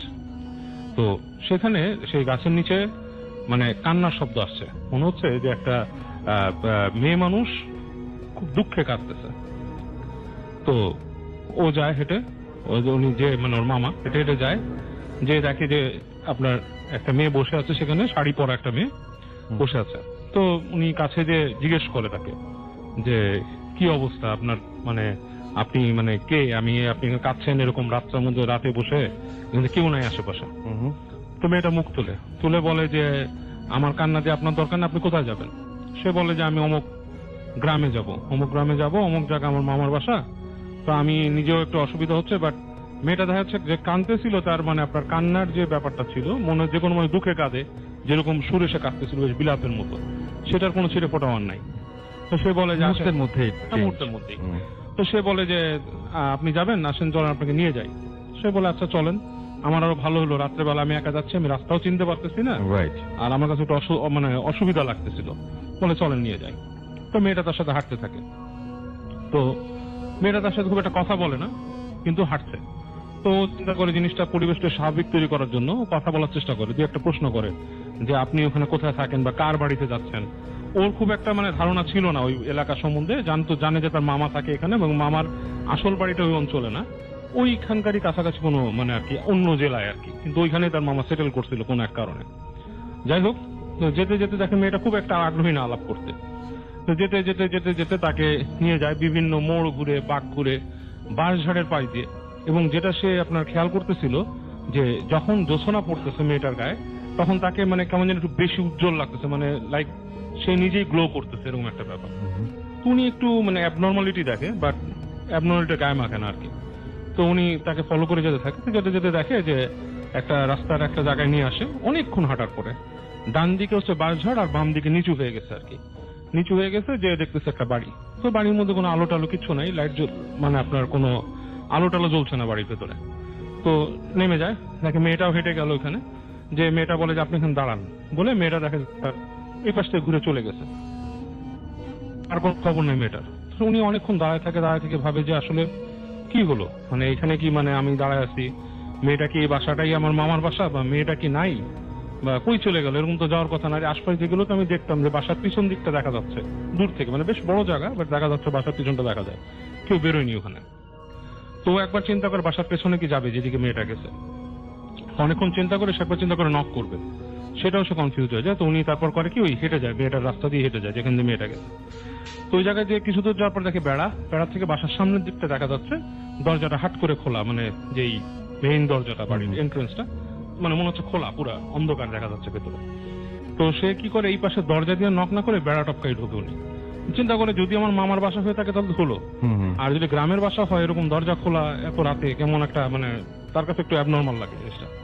তো হেঁটে যায়, হেঁটে যে ওই দরজার সামনে দাঁড়ায়, তো তার কাছে মানে কেন মানে গা ছমছম করতে থাকে, মনে হয় যে বাসার ভিতরে কেউ নাই। মানে মানুষের একটা মানে সিক্স সেন্সে কিন্তু মানুষ কিছু বুঝতে পারে, মানুষের ভেতরের একটা অনুভূতিও থাকে, মনে হচ্ছে কেউ নাই। আবার যখন নাকি বাসার ভিতরে ঢুকবে চিন্তা করে তখন মনে কেউ যদি থাকে, এরকম ফিলিংসে সে করে কি বাসার মধ্যে আপনার ঢুকে স্টেপ ইন করে। তো যায় যে তখন মনে হচ্ছে যে কেউ নাই, এবং সে তখন আপনার আস্তে করে পকেটে হাত দিয়ে তার কাছে একটা লাইটার ছিল, রনসন লাইটার, সে সেটা জ্বালার পর দেখে যে ঘরের মধ্যে ওই লাইটারের আলোতে দেখে কিচ্ছু নাই, পুরো ঘরটা ফাঁকা একটা ঘর, এবং ওই ঘরের মধ্যে মানে কিছুই নাই, পুরা মানে ফ্লোরে ময়লা পড়ে রয়েছে, অ্যাবান্ডেন একটা হাউসের মতো। তখন তার মানে খা খা করে উঠে শরীরটা, এবং তার ঠিক পেছনে যে দরজাটা ওই সময় মনে হয় কে জানি জোরে একটা নাড়া দিয়ে যায়, কাঠের যে পাল্লাটা এটা মানে খুব জোরে, মানে কেউ যে স্ল্যাম করে সেরকম একটা শব্দ হয়। তো সে ওই তার মানে প্রচন্ড সে ভয় পেয়ে যায়, কেঁপে উঠে সে বের হয়ে আসে ঘর থেকে। বের হয়ে এসে সে উঠানে কিছুক্ষণ হতবিহ্বলের মতো দাঁড়ায় থাকে, এবং সে আস্তে আস্তে হেঁটে বের হয়ে আসে। সামনে যে বাঁশঝাড় সেখানে দেখতেছে অনেক শিয়াল দূর থেকে দাঁড়াচ্ছে, এটা দেখেও সে ভয় পায়, মনে করে যে শিয়াল যদি আমাকে অ্যাটাক করে, এবং সে তখন হাঁটা দেয়, কোনো দিক বিদিক না দেখে হাঁটতে থাকে, হাঁটতে এবং দেখে শিয়ালগুলো তাকে ফলো করতেছে একটা ডিস্টেন্স রেখে। মানে সে একটা বাসায় যেয়ে নক করে চিৎকার করতে থাকে, দরজা খুলেন। তো বাসার ভিতর থেকে মানুষ বের হয়, মধ্যবয়সী লোক, সে গেট খুলে বলে কি ব্যাপার, ঘুমের চোখ কসলায় যে আপনি এই রাত বিরাতে নিশি রাতে আপনি মানুষ উঠেতেছেন, কে আপনি? তখন সে বলে যে আমার মামার বাসায় আসছি, আমি অমুক তমুক, এই সে আমার মামা অসুস্থ। বলে অমুক সাহেব আচ্ছা, তিনি তো অন্যদিকে থাকেন, এখান থেকে প্রায় অনেক দূর, প্রায় এখান থেকে মানে কয়েক দূরে, উনি তো এখানে না, এটা অমুকের অমুক নাকি এরকম তার কিছু পরিচয় দেয়। সে বলে হ্যাঁ, বলে সেই জায়গা নাই, আপনি ভুল দিকে আসছেন। তো বলে আমার এরকম এক মহিলা নিয়ে আসছে রাত্রে। কোন মহিলা নিয়ে আসছে? বলে যে এরকম বাসা, এদিকে আসছে। বলে তোর অমুক অলক্ষীর বাসা, তো মারা গেছে, ওরা খুঁজে পায় না কেউ। বলে সে মানে খুব একটা মানে তার ভালো ছিল না, মানে গ্রামে কোন একটা শালীর বিচারে তাকে মানে বিচার করা হয়, কিন্তু তার আর লাশ কেউ পায় না খুঁজে। আচ্ছা, এরকম কাহিনী হয়। তো সেটা শোনার পর সে আরো ভয় পায়।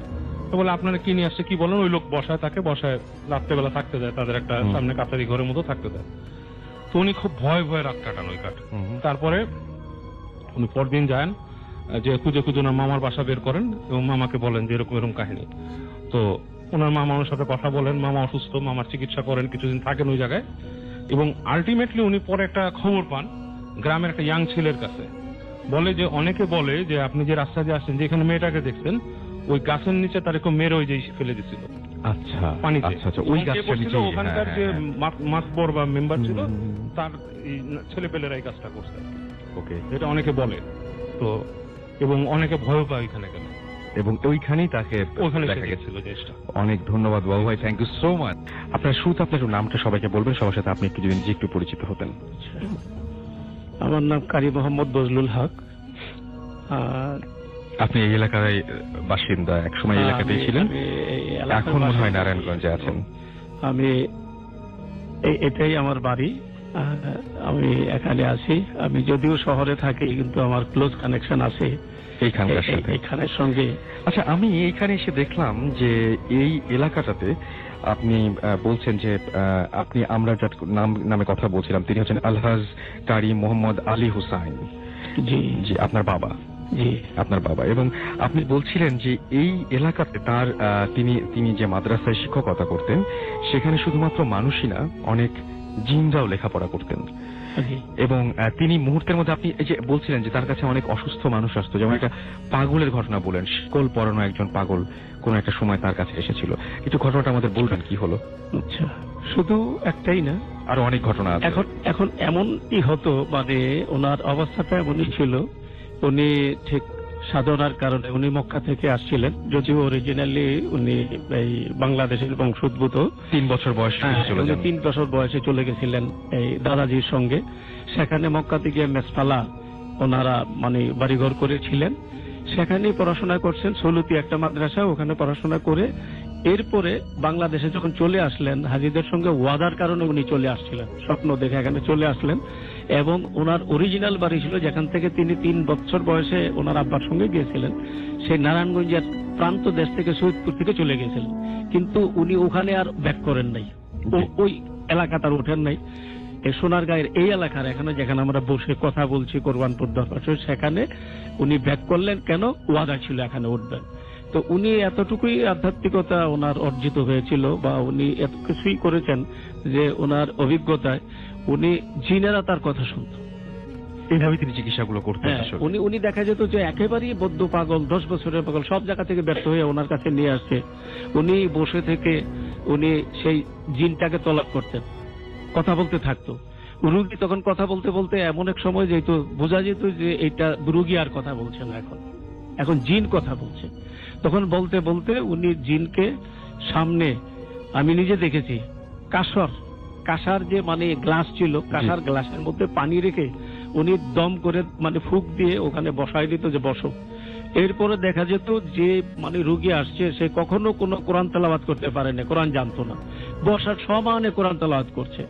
এবং আরেকজন পাগল নিয়ে আসছে যে কোনোদিন কোনো সঙ্গীত বলতে কিছুই জানে না, গান জানে না, সমানে গান শুরু করেছে। এখন যখন এরকম হইতো তো উনি বসায় রেখা সেই জিনটাকে উনি ওখানে হাজির করতেন। এবং এগুলি ঘটছে আমাদের একেবারেই বরাবর, 1 দিন 2 দিন সাডেনলি কোনো ঘটনা নাই, একেবারে রেগুলার প্রায়ই ঘটতো। এরকম নিয়ে আসলে পরে উনি এখানে দেখছো, তার কাছ থেকে তার কাছে জবাব নিত, তুমি কতদিন ধরে এই করেছো? বল অতদিন ধরে তার সঙ্গে সঙ্গ দিছে। কখন কিভাবে তুমি করলা? বল সে একদিন আসছিল, যেমন এক নববধূ, যেমন নববধূ, এইটা আমার বাড়িতেই করছে। নববধূ আমার বড় ভাবি, উনি মাত্র বিয়ে হয়েছে, সামান্য কয়েকদিন গেছে। উনি শেষ রাত্রে আজানের আগে গোসল করতে ঘাটলায় আসছে, এই যে পাশের যে ঘাটলা, মেঘনা নদীর ঘাটলায়, উনি ঘাটে আসছেন। হঠাৎ করে উনি চেষ্টা করলেন যে লাভ দিলেন, আস্তে করে ঝুপ করে পানিতে পড়বেন। নতুন বউ লজ্জা নিয়ে সে আসছে, যেন মসজিদের লোকজন আসার আগে, আজানের আগে সে গোসল করে আবার ফিরে যেতে পারে। এই অবস্থায় আসছে, উনি পানিতে নামবেন, হঠাৎ করে দেখলেন যে পানিতে নামতে গিয়ে উনি পানিতে নামলেন না, কে যেন ওনাকে ধরে ফেলল এবং ওনাকে আস্তে করে মানে হাওয়ায় ভাসিয়ে দিল। আপনি বলছিলেন যে একটা বাচ্চা সে মানুষকে যেভাবে নেয় এভাবে, হ্যাঁ, একটা বাচ্চাকে যেভাবে কোলে তুলে নেয়, এইভাবে 2টা হাত তাকে মানে কোলে তুলে নিল একটা বাচ্চার মতন, তুলে নিয়ে হাওয়ায় ভেসে গেল। উনি অনেক চিৎকার করার চেষ্টা করলেন এবং উনি ডাকার চেষ্টা করলেন। উনি বুঝতেছেন যে উনি কোথায় যাচ্ছেন, বেঁচে যাচ্ছেন। উনি মনে হলো স্বপ্নে মানুষ যেভাবে ভাসে, আমি বেঁচে যাচ্ছি। 2টা হাত আর একটা বিরাট ফিগার সামনে দেখতে পাচ্ছেন যে উনি বুঝতে পারছেন যে সামথিং মানে অলৌকিক কিছু আর কি, সুপার ন্যাচারাল কিছু, যেহেতু উনি হুজুরের বাড়ির বউ। উনি এই গল্প এখানে এসে দেখছে, শুনছেও, তো উনি সেটা ভাবতেছেন যে আমার কোথায় নিয়ে যাচ্ছে। তো আমাদের যে পাশে যে গোরস্থান, উত্তর দিকেই গোরস্থান, সে গোরস্থানের পাশেই বড় তেঁতুল গাছ একটা ছিল। প্রথম নিয়ে ওখানে মানে তাকে এমন ভাবে শোয়াই দিল যে তেঁতুলের ডালগুলি প্ল্যাটফর্মের মতো হয়ে গেল। তো সেখানে রাখার সঙ্গে সঙ্গে ভাবি বলতেছেন যে আমি তো ওখানে এমন ভয় হচ্ছে, কিন্তু আমি শব্দ করতে পারতেছি না, শুধু তার কাছে সারেন্ডার্ড হয়ে গেছি, শব্দ আসছে না। তো সেখানে যখন রাখলো, কিছুই বুঝলাম না, সেই বড় 2টো হাত আবার আমাকে ওখান থেকে ঝট করে তুলে আবার এদিকে মানে হাওয়ায় ভেসে আবার এদিকে দক্ষিণ দিকে আবার আসা শুরু করলো। অর্থাৎ আমাকে এনে এখানে হুজুরের যে ছিল ঘোড়া রাস্তা বলছিল, ঘোড়া রাস্তা বলে এই চালের উপরে আমাকে আস্তে করে খুব যত্নের সঙ্গে, মোহাব্বতের সঙ্গে, মনে হয় ভাবি বলছিল অ্যাজ ইফ এটা মানে ভয় পেয়ে গেছে। আমাকে যে 2টো বড় হাত আমাকে কোলে করে নিয়ে গেল, সেই সত্তা, সেই মানে এটা অস্তিত্বটা মনে হয় কিছুটা ভীত হয়ে গেছে, আমাকে এখানে রাইখা চলে গেল। সকালবেলা খোঁজ বউকে পাওয়া যাচ্ছে না, ফজরের আজান চলছে একদিকে, আরেকদিকে চলছে। তারপরে হুজুর বলল যে ঠিক আছে, তোমরা একটু চুপ করো, ফেরত আসবে সে, বাধ্য, সে কোথায় যাবে। তারপরে দেখা গেল তোমরা কাছে খোঁজো। তারপরে কাছে খুঁজতে দেখা গেল গোড়া রাস্তা বলে, এখন আমরা যেখানে বসে আছি এর পাশেই তো গোড়া রাস্তা বলটা, সেখানে দেখা গেল সারি উঠতেছে হাওয়ার মধ্যে।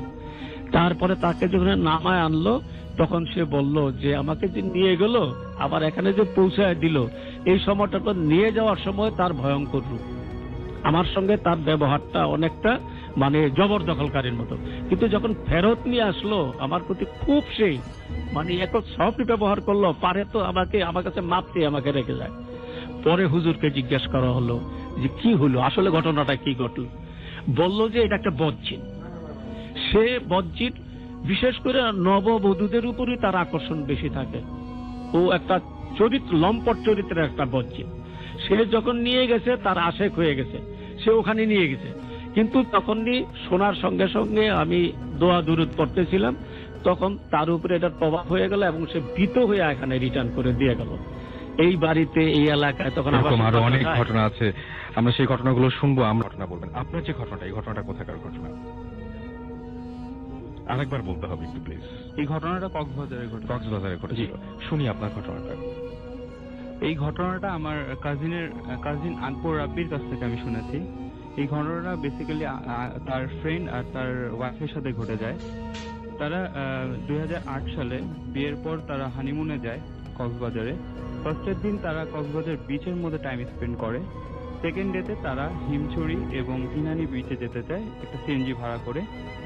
তারপর তারা হিমছড়ি পাহাড়ে ওঠে। হিমছড়িটা অনেক ঘোরাঘুরি করে তারা পাহাড়ে উঠে তার ওয়াইফ একটা 7 থেকে 8 বছর একটা বাচ্চা ছেলেকে দেখতে পায়। এবং তাদের সাথে পরিচিত না তো নিশ্চয়ই? না, পরিচিত না। আর সেই বাচ্চা ছেলেটার হাতে একটা ফুল ছিল। এখন সে বেসিক্যালি এটা মনে করেছিল যে ফুল বিক্রি করে যে টাইপের ছেলেরা ওখানে থাকে ওই টাইপের। সে বলল যে আমাদের ফুল লাগবে না। পরে সেই ছেলেটাকে ইগনোর করলো। পরে সে জায়গা থেকে লিফট করলো। তারপর তারা ইনানি বিচে যায়। সেখানে গিয়ে তারা পানিতে গোসল করে। ভাইয়া পিকচার তুলছিল পানিতে আর ভাবি বিচের মধ্যে বসেছিল। কিছুক্ষণ পরে সে সাইড ফিরে দেখলো যে সেই বাচ্চা ছেলেটাই হাতে একটা ফুল নিয়ে দাঁড়িয়ে আছে।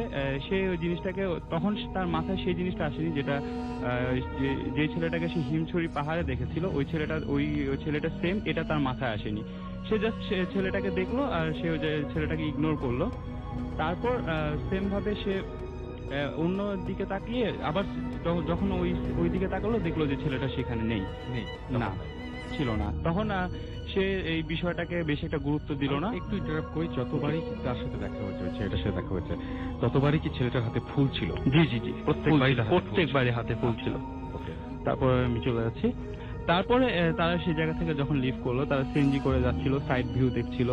যখন তারা প্রত্যেকটা সাইড ভিউ দেখতে যাচ্ছিল, তখন তারা রাস্তার মধ্যে দেখলো সেম ওই ছেলেটাই হাতে ফুল নিয়ে দাঁড়িয়ে আছে। এবং এবার সে যখন দেখলো, দেখার পরে তিনি এবার পুরোপুরি ভাবে জিনিসটাকে বুঝতে পারলো যে হিমছড়ি পাহাড়ে যে ছেলেটাকে দেখেছিল, ইনানি বিচে যে ছেলেটাকে দেখেছিল এবং রাস্তায় যে ছেলেটাকে দেখলো একই ছেলে, সেম। এই জিনিসটা সে যখন বুঝতে পারলো, সেই এই কথাটা ভাইয়াকে বলল। ভাইয়া এই জিনিসটাকে বেশি গুরুত্ব দিল না। সে বলল যে তুমি একই অন্য ছেলেকে দেখছো, হয়তোবা ওরকমই লাগছে। পরে সেই জিনিসটা তারা এখানে ভুলে গেল। কিন্তু সব থেকে ভয়ানক ঘটনাটা ঘটলো হোটেল রুমে। মিডনাইটে তারা ঘুমাচ্ছিল, ডিম লাইটের আলোয় সে যেটা দেখতে পেল, হঠাৎ করে রাতের বেলা তার ঘুমটা ভেঙে যায়। সে ডিম লাইটের আলোর মধ্যে সে দেখতে পেল ওই সেম ছেলেটা তাদের পায়ের সামনে দাঁড়িয়ে আছে হাতে ফুল নিয়ে। এটা দেখার পরে সে খুবই ভয় পেয়ে যায় এবং চিৎকার করে।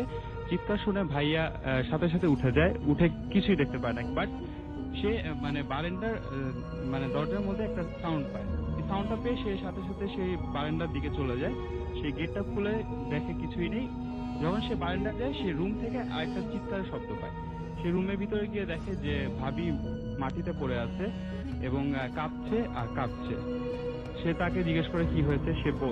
সে যেটা বলে যে সে যখন বারান্দায় গিয়েছিল ভাইয়া, তখন সে সেম ওই ছেলেটাকে দেখতে পেয়েছিল। আর ওই ছেলেটা তখন একটু রাগান্বিত চেহারাদের মধ্যে ছিল, আর ছেলেটার চুলগুলো বড় ছিল। তারপর তাকে হাতটা ধরে, যখন তার হাতটা ধরে তখন সে তাকে দেখতে পাচ্ছিল না। তাকে হাতটা ধরে বেড থেকে নিচে ফেলে দেয়। যখন তার হাতটা ধরে তখন তার মনে হলো যে ঠান্ডা কিছু একটা জিনিস তার হাত ধরে তাকে নিচে ফেলে দিল। পরে ভাইয়া যখন এইসব ঘটনাগুলো শুনলো, তখন সে বললো সামথিং ইজ ভেরি রং। তারপর তাকে ঠান্ডা করার জন্য বললো এটা আসলে কিছুই না, এই জিনিসটা তুমি ভুল হয়তো বা ইয়ে করেছো। পরে তারা ফ্রেশ হয়ে আবার ঘুমিয়ে গেল। যখন ঘুমাচ্ছে তখন সে ফিল করলো যে ভাবির গায়ে অনেক জ্বর চলে এসেছিল, 103-এর উপর তখন জ্বর ছিল। পরের দিন সকালবেলা লোকাল একটা ডক্টরকে আনা হলো। সে ডক্টরটা তাকে মেডিসিন দিল, বাট তার জ্বর কমছিল না। তারপরে তারা ওই দিন রাতের বেলায় ঢাকার উদ্দেশ্যে ব্যাক করলো। ঢাকার আসার পরও ভাবির জ্বর কমছিল না, 101 থেকে 103-এর মধ্যে জ্বরটা ছিল। তারপর একটা হুজুরকে আনা হলো। হুজুর তাকে দোয়া তাবিজ করে তাকে একটা তাবিজ দেয়, আর তাবিজ দেওয়ার পরে তার হাজবেন্ডকে বলে যে কোনো সমস্যা হবে না, তাকে কোনো ক্ষতি করতে পারবে না। তারপর যখন কোনো ক্ষতি করতে পারবে না, তারপর সেই জিনিসটা, তারপর সে হুজুরটা চলে যাওয়ার আগে তাকে জিজ্ঞেস করলো যে আমার ভাই তাকে হুজুরকে জিজ্ঞেস করেছিল যে আসলে প্রবলেমটা কি। তখন তাকে বললো যে একটা জিন ওনার ওয়াইফকে নজর দিয়েছে এবং সে এটা পুরোপুরি ভাবে চলে যাবে না, এর কিছুদিন সময় লাগবে। তারপর সেই জিনিসটা প্রায় সময় রাতের বেলা দেখতো। দেখছে কি এখনো দেখছে সেটা? না, সে তারপর ওই তাবিজটা পাওয়ার পরে সে জিনিসটাকে আর দেখতো না, সে ফিল করতো আর স্বপ্নে দেখতো, এটা মানে সরাসরি আর দেখতো না। তারপর থেকে স্বপ্নে দেখে? হ্যাঁ, জি। তো আমি এটাই বলছিলাম আর কি, যে আপনি মনে করেন যে কোনো একটা জায়গায়, আপনাকে অনেক ধন্যবাদ মারুফ। এবং আমরা একটু আপনার কাছে তার ঘটনাটা শুনি। আপনি এমনিতে ব্যবসা করেন, আপনার নাম সাফায়েতুল্লাহ, রাইট? জি জি, আমার নাম সাফায়েতুল্লাহ। আর আপনি যার ঘটনা বলছেন তার নামটা কি? তার নাম মনু মিয়া। মনু মিয়া। কি হয়েছিল মনু মিয়ার?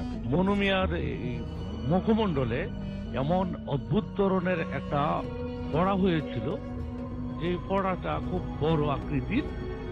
এটা লাল হয়ে পাকা পাকা অবস্থায় থাকতো, কিন্তু এটা শেষ হতো না, নিঃশেষ হতো না, মানে কোনো সময় সে মানে সুস্থ হতো না? সুস্থ হতো না। এবং ওইটার যে ফুলাটা ছিল, যে ফোড়ার যে ফুলাটা, এটা কমতো না। মুখমণ্ডল প্রায় মোটামুটি মুখমণ্ডল এবং কানের এক পাশ দিয়েই এটা দেখা যেত, অনেক বড় আকৃতির। তো এটা নিয়েই গরিব মানুষ সে মৎস্য শিকার করত, আরো অন্যান্য লোকও তার সাথে মৎস্য শিকার করত, প্রায় 10 থেকে 12 জন জাল পেতে, মেঘনা নদীতে জাল পেতে মৎস্য শিকার করত। তখন অনেক বছর পরে যেটা তার সারতেছে না, তখন সে এই মৎস্য শিকারের জন্য মেঘনা নদীতে জাল পেতে জালটা ধরেছিল। এমন এক সময় তার নৌকায় পানি থেকে এই মেঘনা নদী, যে নদী থেকে এমন অদ্ভুত আকৃতির এক ভূত বা জিন বা যে কোনো শ্রেণীর ওঠে তার নৌকা তুটলো এবং বললো, তুমি ভয় পেও না, তোমার যে অদ্ভুত শ্রেণীর যে ফোড়াটা আছে, তুমি এটা নিয়ে অনেক কষ্ট করতেছ, তোমার আর কষ্টের দিন শেষ হয়ে যাবে। তো তখন এই অদ্ভুত আকৃতির যে প্রাণীটি, তার সেই ফোড়াটার মধ্যে চুম্বন দিয়ে সম্পূর্ণ ভিতরে যে আপনি বলছেন কামড় দিয়েছিল, কামড় দিয়ে পুরো তুলে নিয়ে গিয়েছিল, পুরোপুরি তুলে নিয়েছিল। তারপর থেকেই সে তার কোনো বিষ ব্যথা কোনো কিছুই সে অনুভব করে নাই। পরেই তার এই গম্বুজ আকৃতির যে ফোড়া, এটার অবসান করেছে। অনেক ধন্যবাদ আপনাকে। আপনার এবং আমরা একটু ফারনানের কাছে যাব এবং ফারনানের কাছে কিছু ঘটনা শুনবো। এই আশেপাশের এলাকার কিছু টুকরো টুকরো ঘটনা যদি ফারনান একটু বলতেন, যেগুলো বেশ ভয়ঙ্কর লাগে আপনার কাছে। পুরান ঢাকা থেকে এসেছি, আর যেটা হচ্ছে যে মানে প্রথমে জানাচ্ছি রেডি ফুডতে এবং গ্রামীণ ফোনকে অনেক ধন্যবাদ এরকম একটি সুন্দর এপিসোড উপহার দেওয়ার জন্য। আর যেটা হচ্ছে যে মানে ভূত এফএমের তো অনেক ঘটনা আমি নিজেও শুনেছি, প্লাস আমি নিজেও শেয়ার করি। তো ভূত এফএমের সবচেয়ে মজার এখনকার যে পার্টটা, সেটা হচ্ছে এই অ্যাডভেঞ্চার পার্টটা। তো ভূত FM is full of adventure. তো যাই হোক, তো আমি নারায়ণগঞ্জের কিছু ঘটনা, সেটা হচ্ছে যে নারায়ণগঞ্জের চাষারা প্লাস নারায়ণগঞ্জ শহরের কিছু ঘটনা শেয়ার করব। এগুলো মূলত মানে আমার বেশ কিছু ফ্রেন্ড এই নারায়ণগঞ্জে রয়েছে এবং তাদের কাছ থেকে আমি শুনেছি। তো এর মধ্যে যেটা হচ্ছে যে আমার একটা ফ্রেন্ড আছে, ওর নাম হচ্ছে মীরা। ও নারায়ণগঞ্জের মানে শহীদ নগর নামে একটা জায়গা থাকে এবং ওই ঘটনাটা শেয়ার করে। এবং ও যেটা বলে যে এই নারায়ণগঞ্জের যে শীতলক্ষা নদীটা, এই নদীর পাড়ে বেশ কিছু জায়গা রয়েছে যেগুলো হন্টেড। এবং এই জায়গাগুলোর মধ্যে একটা মানে সব থেকে পরিচিত যে জায়গাটা, সেটা হচ্ছে কুমুদিনী ওয়েলফেয়ারের একটা পরিচিত জায়গা ছিল এখানে। এবং এখানে নাকি একটা মাঠ ছিল এবং এই মাঠের পাশে মানে বর্তমানে যেটা এই মাঠটা সবাই বাটা কোম্পানির মাঠ নামে চিনে থাকে। তো এই মাঠ নিয়ে অনেক ঘটনা একসময় প্রচলিত ছিল, কিন্তু এখন তো বর্তমানে অনেক লোকালয়, অনেক মানুষজন, তো বর্তমানে এরকম নাও দেখা যেতে পারে, কিন্তু এটা আগের একটা মিথ প্রচলিত ছিল এরকম। তো এবং এই মাঠটা কিন্তু সেই শীতলক্ষা নদীর পাড়ে এখনো রয়েছে। তো বর্তমানে এটা বাটা কোম্পানির মাঠ নামে পরিচিত। তো এখানে যেটা হতো যে মানে দিনের বেলাও নাকি মানুষ আসতে খুব বেশি ভয় পেত। কেননা ভয় পাওয়ার কারণ ভয় পাওয়ার কারণ হচ্ছে যে এখানে অনেক মানে মানুষকে মেরে কবর দিয়ে রাখা হইতো, মানে সিক্রেট কিছু মানে কবর থাকে না যেটা অনেকে জানে না, এরকম কবর দিয়ে রাখা হতো। তারপরে ফলে কি করতো? তার ফলে যেটা হতো যে যখন মানুষ এখান থেকে ক্রস করতো রাতে বা অন্যান্য সময়, যাদের বাসা আশেপাশে রয়েছে তারা হঠাৎ করে অনেক ধরনের সাউন্ড শুনতে পেত, যেমন হঠাৎ করে কোনো মেয়ে কাঁদতেছে এরকম একটা সাউন্ড। তারপরে আরো যেটা দেখতো যে নদীর পাড়ে যেহেতু ওই অনেক সময় দেখা যেত যে রাতের দিকে ওই কিছু কিছু ছোট ছোট ছেলে মেয়ে নদীতে গোসল করতো, যেটা আমরা অনেক সময় দেখি না যে দুপুরবেলা গোসল করে, এরকম রাত 12টা 12:30টার দিকে। এটা তো একটা খুবই অস্বাভাবিক একটা বিষয়, তাই না, যে হঠাৎ করে এরকম কিছু দেখা যাবে।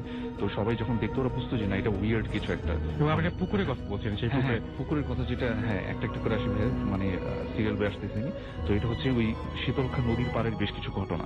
তো এরপরে আরেকটা ঘটনা আছে নদী রিলেটেড, এই শীতলক্ষা নদী নিয়ে। সেটা হচ্ছে যে ওই সময় একটা মিথ প্রচলিত ছিল যে এই ঘটনা মূলত একটা মাঝির কাছ থেকে আমি শুনেছিলাম। সেটা হচ্ছে যে এরকম যে ওনারা যখন রাতের বেলা, অনেক আগের ঘটনা এগুলো, পুরনো, তো ওনারা যখন মানে ওই নৌকা বন্ধ করে যখন মানে রাতে চলে যাবে, তখন যেটা হচ্ছে অনেক মাঝিরা ওই নৌকাতে থেকে যেত রাতের বেলা।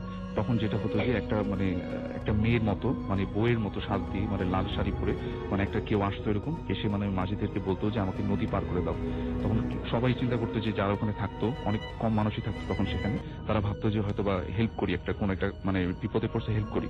তো তখন যেটা হতো যে তারা ওই নদী পার করার জন্য ওই যে লাল শাড়ি পরে যে মেয়েটা আসতো সেটাকে উঠাতো নৌকাতে। এবং সব থেকে অবাক বিষয় ছিল যে কখনো তারা মানে যাদের সাথে এই ঘটনাটা গুলো ঘটেছে তারা কখনোই ওই মেয়েটার চেহারা দেখতে পারেনি, মানে সবসময় মানে চেহারাটা বন্ধ করা থাকতো নাকি। এবং এই নৌকাটা যখন মাঝ নদীতে দিকে আসতো, গভীর নদীর দিকে আসতো, তখন হঠাৎ করে ওই জিনিসটা মানে নদী থেকে ঝাঁপ দিয়ে নদীতে পড়ে যেত। মানে ঝাঁপ দিলে তো নদীতে একটা সাউন্ড হবে পানিতে পড়ার, সেটা হতো না, মনে হচ্ছে যে ভ্যানিশ হয়ে গেছে হঠাৎ করে। তো এরকম অনেক মিথ এই নদীটা নিয়ে প্রচলিত ছিল। আর যেটা হচ্ছে যে আরেকটা কথা বলবো সেটা হচ্ছে যে এই নারায়ণগঞ্জ শহরেই মানে পানির ট্যাঙ্কি মানে একটা জায়গা আছে এরকম, মানে এরকম নামেরই, এক্স্যাক্টলি নামটা আমার ঠিক মানে এখন মনে নেই।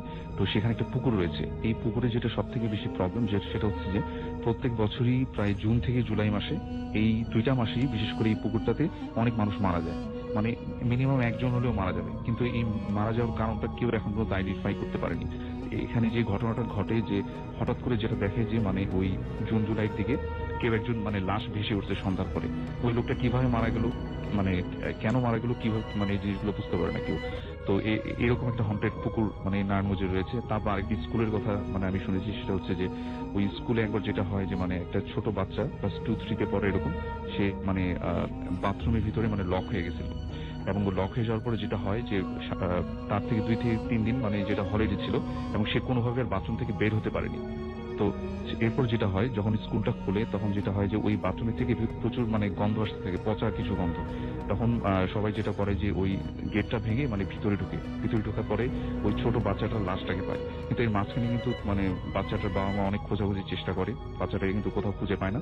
পরে শেষ পর্যন্ত স্কুলের বাথরুম থেকে বাচ্চাটার লাশ খুঁজে পায়, এবং বাচ্চাটার লাশ এমন ভাবে ছিল যে মানে ঘাটটা সম্পূর্ণ মানে ভাঙা ছিল, এবং কমোটের ভিতরে যে গর্তটা থাকে সেখানে মাথাটা টেনে নিয়ে গেলে যেরকম হবে মানে সেরকম বিভৎস অবস্থায় লাশটা পাওয়া যায় ওই বাথরুমের ভিতরে।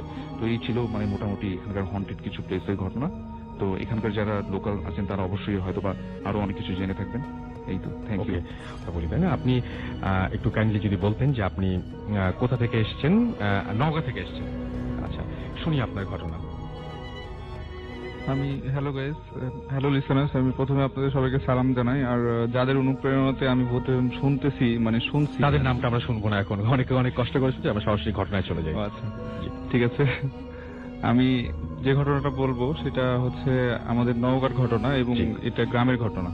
ঘটনাটা আমার বাবার কাছ থেকে শোনা, আমি সেভাবে বলার চেষ্টা করছি।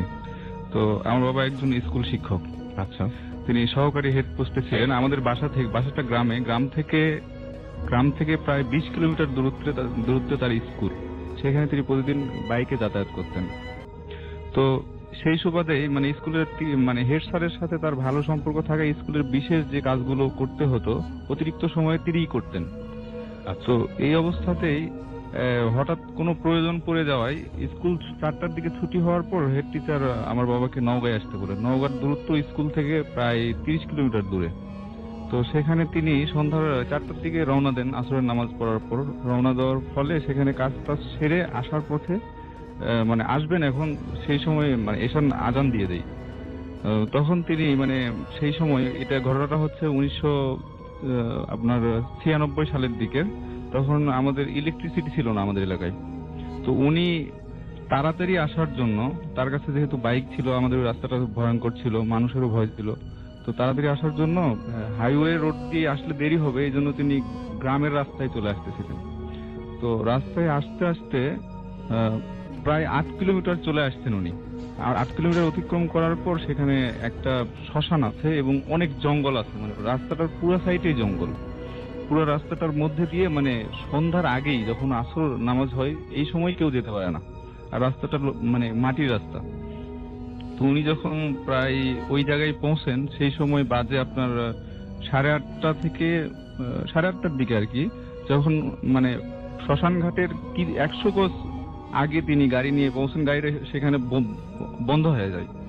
বন্ধ হয়ে যাওয়ার পর গাড়িটা ওখানে স্টার্ট হয় না। তিনি অনেক চেষ্টা করেন স্টার্ট করানোর, তারপরে মানে গাড়িতেই বসে থেকে টেনশন করেন যে অনেক দূর তো এখনো বাসা, এখন কি করে যাবেন, এটা টেনশন করতেছেন না, সামনে তাকাচ্ছেন, রাস্তায় আবছা অন্ধকার, তার কাছে কোনো লাইট নাই, গাড়ির আলোতেই তিনি দেখে আসতেছিলেন। তো চতুর্দিক অন্ধকার, এই অন্ধকারের মধ্যে তিনি মানে সামনের দিকে যখন তাকান তখন দেখতে পান যে একটা অনেক লম্বা লোক মানে সাদা ড্রেস পরিহিত আমার বাবার সামনে হেঁটে আসতেছে। তখন তিনি এটা ভালো করে লক্ষ্য করতে থাকেন। যখন আস্তে আস্তে কাছের দিকে আসতেছে তখন আবার তিনি লক্ষ্য করেন, মানে ভালো করে দেখেন যে ওই একই রূপটা, মানে একই লোকটাই 7টা লোক হয়ে যায় তার সামনে, মানে 7টা অবয়ব তার সামনে ভাসতেছে। তখন তিনি অবাক হয়ে যান, মানে মুখে কোনো দোয়া টোয়া কিছু আসতেছে না, গা ঘেমে যায়, প্রচন্ড ভাবেই তিনি হয়ে যান, ভয় পেয়ে যান। হ্যাঁ, ভয় পেয়ে যান।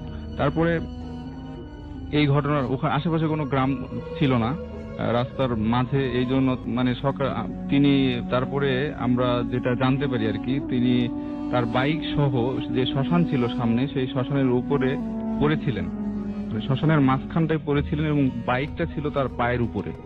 তো ওখানকার স্থানীয় যে রাখাল টাখাল যারা গরু নিয়ে মাঠে যেত, তো সেই জায়গায় রাখালরা গিয়ে তাকে ওখান থেকে উদ্ধার করে। হ্যাঁ, সকালে আমরা পরে আমাদের বাসায় এটা জানানো হয়, খোঁজ পেয়ে আমরা সেখানে যাই, গিয়ে বাবাকে দেখি, তার অবস্থা খুব খারাপ ছিল। পরে তাকে ডাক্তারের কাছে নিয়ে গিয়ে সুস্থ করানো হয়। আর পরে জানা যায় এটা ঘটছে এই জন্যই যে আমার বাবা মাঝে মাঝে এই যে ব্ল্যাক ম্যাজিক বা জিন ছাড়ানো এই কাজগুলো মাঝে মাঝে চুপে চুপে, হ্যাঁ, তো এটার রিয়াক্ট বাবার উপর হয়েছিল। বাবা এটা পরে আমাদের জানায়। উনি ছেড়ে দিয়েছিলেন সবকিছু? হ্যাঁ, তারপর আস্তে আস্তে উনি ছেড়ে দিয়েছেন সবকিছু, এখন ওইসব কিছু করেন না। আর আমিও এর মধ্যে প্রজেক্ট হয়েছি ওটার কারণেই, এবং আমাকেও ব্ল্যাক ম্যাজিক করা হয়েছে, আমিও ভুক্তভোগী। তার মানে আপনি বলতে চাচ্ছেন যারা ব্ল্যাক ম্যাজিক করেন তাদের উপরেও আবার তাদের প্রতিপক্ষরা অনেকে আবার ব্ল্যাক ম্যাজিক করেন? হ্যাঁ, 100% সত্য। তার মানে এটা আসলে কোনো ভালো কিছু না? না, অবশ্যই ভালো কিছু না। আচ্ছা, আমরা এটা নিয়ে অনেক কথা বলেছি। চলে যাব আমাদের বন্ধু গ্যারেজের আরো একজন অতিথি রয়েছেন এখানে, এবং তিনি হচ্ছেন হিমু। আমরা হিমুর কাছে একটু যাই এবং হিমুর কাছে তার ঘটনাটা শুনি। কি ঘটনাটা আপনার এবং কোথায় ঘটেছিল যদি প্লিজ আমাদের একটু জানাতেন। আপনি তার আগে একটু বলেন যে আপনি কোথা থেকে এসেছেন। হ্যালো এভরিওয়ান, আমি হিমু, আমি আসছি নিকেতন থেকে।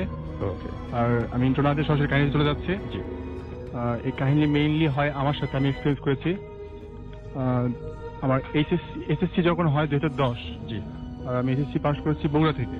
জি, সো আমার কিছু ফ্রেন্ড সহ আমি জিনিসটা এক্সপিরিয়েন্স করেছি। সো ছোটবেলা থেকে এরকম একটা কিউরিয়াসিটি ছিল যে বিষয়গুলো নিয়ে। সো আমরা যেদিন জিনিসটা করি সেদিন ছিল খুব ভালো একটা ওয়েদার। কি করেন আপনারা? আমরা জাস্ট ঠিক করি যে কোনো শ্মশানে যাবো আমরা। একটা শ্মশান ছিল ওই জায়গায়। তো শ্মশানে অনেক কথা শুনেছিলাম আমরা যে এখানে কিছু হয় বা এরকম টাইপ সামথিং কিছু দেখা যায়। তো আমরা যাই ওই জায়গায়। তো তখন আমরা ঠিক করি যখন যাবো ওই জায়গায়। তো টাইমটা তখন ছিল হলো রাত 11টা। তো বেসিক্যালি ওই জায়গায় কাউকে যাইতে দেওয়া হতো না। তো আমার একটা ফ্রেন্ডের পরিচয় ছিল ওই জায়গায়, যে ও ম্যানেজ করেছে জিনিসটা। তো ওই জায়গায় থাকতে পারবো আমরা। তো আমরা ঠিক করলাম, ঢুকলাম ওই জায়গায় 11টার দিকে। তো ওই সময় যখন আপনারা ঢোকেন তখন কি ভয় লাগা শুরু করেছিল? না, তখন সবকিছু নর্মাল ছিল, ওয়েদার একবারে নর্মাল। আমরা নর্মালি কথা বলতেছি, মজা করতেছি যে কি হবে না হবে দেখা যাবে সেটা। তো গেলাম, তো জাস্ট কথা বলতে বলতে নর্মাল কথা বলতে বলতে অ্যারাউন্ড আড়াইটা, তখন আমার দুটো ফ্রেন্ড অলরেডি ঘুমায় পড়ছে ওই জায়গায়। তো আমরা নর্মালি কথা বলতেছি, আমাদের ঘুম ঘুম চোখ। তো সাডেনলি আমার একটা ফ্রেন্ড বলতেছে, দোস্ত কিছু একটা শুনতে পাচ্ছি। তো আমরা কেউ ভেবে কিছু শুনি নাই যে আসলে কি। তো বলতেছে, জিজ্ঞেস করলাম যে কি ছিল। বলছে, দোস্ত হালকা কান্নার আওয়াজ শুনতে পাচ্ছি। তো তো আমরা যেহেতু কিছু শুনি নাই, সো আমরা জিনিসটা বুঝতে মেবি তুই কিছু অন্য কিছু শুনতেছিস বা কিছু একটা হয়েছে এরকম সামথিং। তো করতে করতে অ্যারাউন্ড 3:15 দিকে জিনিসটা লাউডলি আমরা সবাই শুনতে পাচ্ছি। তো আমি আমার ফ্রেন্ডকে বললাম যে দুজন ঘুমাইছিল যে ওদেরকে রেখে তো আমরা জিনিসটা ফলো করতে পারবো না, তো ওদেরকে তুললাম। তোর পরে বললাম যে চল দেখি জিনিসটা কি, মেইনলি তো আসাই জন্য আমাদের। তো এখন আমরা জিনিসটা ফলো করতে যাচ্ছি, বাট কোন দিকে ফলো করবো? অন্ধকার, শ্মশানে অন্ধকার থাকে সবাই জানে। তো আমরা এখন ফলো করতেছি, অ্যারাউন্ড 15 থেকে 20 মিনিট আমরা হাঁটতেছি। সাউন্ডটা খুব লাউড শোনা যাচ্ছে, বাট কোন দিক থেকে আসছে সেটা আমরা কেউ বের করতে পারতেছি না। হাঁটতেছি তো হাঁটতেছি, করতে করতে আমাদের কাছে টর্চ ছিল, আর 5 ফ্রেন্ডের হাতে টর্চ ছিল আমাদের। তো আমরা খুঁজতেছি যে কোথায় জিনিসটা হচ্ছে। করতে করতে যে ওই দিনই যে পরে শুনতে পারি আমরা যে ওই দিন একজনকে পোড়ানো হয়েছে, যে পোড়ানো হয়েছে। তো আমরা সেটা আর জানতাম না যে পোড়ানো হয়েছে। তো খোঁজাখুঁজি করতে করতে তো একটা গাছ ছিল ওই জায়গায়। তো গাছের পাশে জাস্ট এরকম ঘোরাচ্ছি আমরা টর্চ, হুট করে জায়গায় সবার ফোকাস চলে যায়, টর্চের ফোকাস করে একজনকে দেখা যায় যে একটা বয়স হবে কত 13 থেকে 14, মেয়ে, চুল বড়, জাস্ট বসে আছে ওই জায়গায় গাছের পাশে, জাস্ট বসে আছে। তো আমাদের কারো সাহস হচ্ছে না যে কিছু করবো বা কিছু, জাস্ট আমরা ফ্রিজ হয়ে গেছি। এটা কি, সবার ফোকাস একবারে মেয়ের ওপর, লাইট দেওয়া আছে মেয়ের ওপর। তো আমাদের ফ্রেন্ডের মধ্যে নামটা বলতেছি, ফুয়াদ নাম, ও একটু বেশি সাহসী। তো বলছে দোস্ত দেখি না কি এটা। তো আমাদের তো জাস্ট দেখতেছি, আমাদের কিছু বলবো যে দোস্ত তুই যাস না, তো শুনবে না, সেটা আমরা জানি, সেটা ভালোভাবে জানতাম। আপনারা সবাই একসঙ্গে দেখতে পাচ্ছিলেন? হ্যাঁ, সবাই একসাথে ফোকাস করছে এই জায়গাতে। ফার্স্টে আমরা জাস্ট ফোকাস করতে, আমি বলতে আমার ফোকাসটা ওই জায়গায় ছিল। দেন আমার যে বাকি ফ্রেন্ডগুলো, তারা আমি জাস্ট দাঁড়াই আছি পিছনে, তো ওরা দেখতেছে জিনিসটা, ওরা ফোকাস করছে ওটাই। 5 জনের ফোকাস ওই জায়গায়। তার ভিতরে আমার একটা ফ্রেন্ড বলতেছে যে আমি যে দেখবো জিনিসটা কি, তার নাম ফুয়াদ। তো এখন ও আস্তে আস্তে গেল সামনে, যাওয়ার পরে ও একবারে ফ্রি, নর্মাল কিছু হয় না, এটা গেল সামনে, যাওয়ার পরে জাস্ট জিনিসটাকে হাত দিল। হাত দেওয়ার পরে তার যে মাথাটা নিচে নামানো ছিল, সে মাথাটা উপরে তুললো। তোলার পরে আমরা জাস্ট দেখতে পারলাম যে ও একবার উড়ে গেল, বিম শব্দ হলো একটা, জাস্ট উড়ে পড়লো পিছন দিকে। আমরা এখনো ফোকাস করে রাখছি জিনিসটা। তো ফুয়াদকে কি হলো সেটা দেখতেছি না, জাস্ট আমরা এখন জিনিসটা দেখতেছি। তখন বাঁচতেছিল মেবি কয়টা, 3:30 কিংবা 4:45। তো এরকম করতে করতে আমরা এখন বলতেছি যে আমার একটা ফ্রেন্ড বলতেছে ফুয়াদ কই হলো, ফুয়াদের কি হলো। তো আমাদের কারো আর কোনো সেন্স নাই, তাই সামথিং আর ফ্রি হয়েছিল। পরে যখন মানে ফুয়াদের কাছে গেলেন, তখন আসলে কতদূর ছিটকে পড়েছিল সে? অ্যাবাউট 10 থেকে 15 মিটার। তাকে যখন জিজ্ঞেস করেন যে কি ঘটেছিল, তখন সে কি বলে? সে বলছে দোস্ত আমাকে একটা ফোর্স আসে ধাক্কা দিল, আমি চলে আসলাম। আর কিছু তার কাছে মনে নাই? আর কিছু মনে নাই তার ইভেন তার হাত ভেঙে গেছিল। এবং আপনার তখন কি আর থেকেছিলেন না? সঙ্গে না না, তখন জাস্ট জিনিসটা করার পরে ওর দিকে ফোকাস আসছে, জাস্ট ওই সময় দিয়েছে আজান, 5:15 বেজে গেছে। এই সময়ের মধ্যে যে কখন এত টাইম চলে গেল আমরা কিছু বলতে পারি না। আজান দিল, সবকিছু শেষ, এবং আপনারা ফ্রিজ হয়েছে? আপনারা না, আমাদের কোনো কিছু না, তখন মাথা কি ব্ল্যাঙ্ক হয়ে গেছে আমরা, কি হয়ে যাচ্ছে এগুলো। তো আমরা গেলাম যে ফলকে জিজ্ঞেস করলাম দোস্ত কি অবস্থা। তো ওর যে হাত ভাঙছে সেই জিনিসটা আমরা তার পর দিন জানতে পারি, কারণ ওই দিন মানে ভোরের দিকে বলছে দোস্ত আমার কিছু হয়নি, জাস্ট হালকা লাগছে। পরে সকালবেলা ডাক্তার কাছে গেছে, বোঝা যায় আসলে হাত ভেঙে গেছে। ওকে, অনেক ধন্যবাদ আপনাকে। ডিয়ার লিসেনার, প্রতিনিয়ত এই ধরনের বাছাইকৃত ভয়ানক ঘটনা শুনতে চ্যানেলটি অবশ্যই সাবস্ক্রাইব করে নেবেন। ভূতি প্রেমের যত ভয়ানক ঘটনা আছে, আর রাসেল ভাই, আফনান ভাই, ডক্টর আলিফ ভাই, আফনান ভাই, এনাদের সহ আরো অনেকেরই প্রত্যেকটা ঘটনাই আপনারা এই ইউটিউব চ্যানেলে শুনতে পারবেন। আপনারা চাইলে এই চ্যানেলে ঘুরে আসতে পারেন। এই চ্যানেলে অসংখ্য এপিসোড পাবলিশ করা আছে, যা শুধুমাত্র বাছাইকৃত ভয়ানক ঘটনা। ভূতিপ্রেম নিয়ে আপনাদের যদি কোনো মতামত থাকে অবশ্যই কমেন্ট সেকশনে জানিয়ে দেবেন। তো আজকের জন্য এখানেই বিদায় নেব। সকলে ভালো থাকবেন, সুস্থ থাকবেন, আল্লাহ হাফেজ।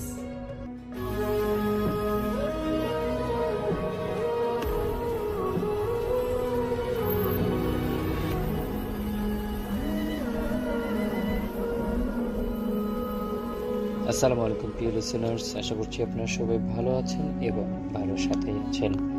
প্রতিনিয়ত আমরা কিন্তু আপনাদের গল্প শুনিয়ে থাকি, আজকেও কিন্তু এর ব্যতিক্রম কিছুই নয়। আমরা নতুন একটি গল্প নিয়ে আপনার সঙ্গে হাজির হয়েছি।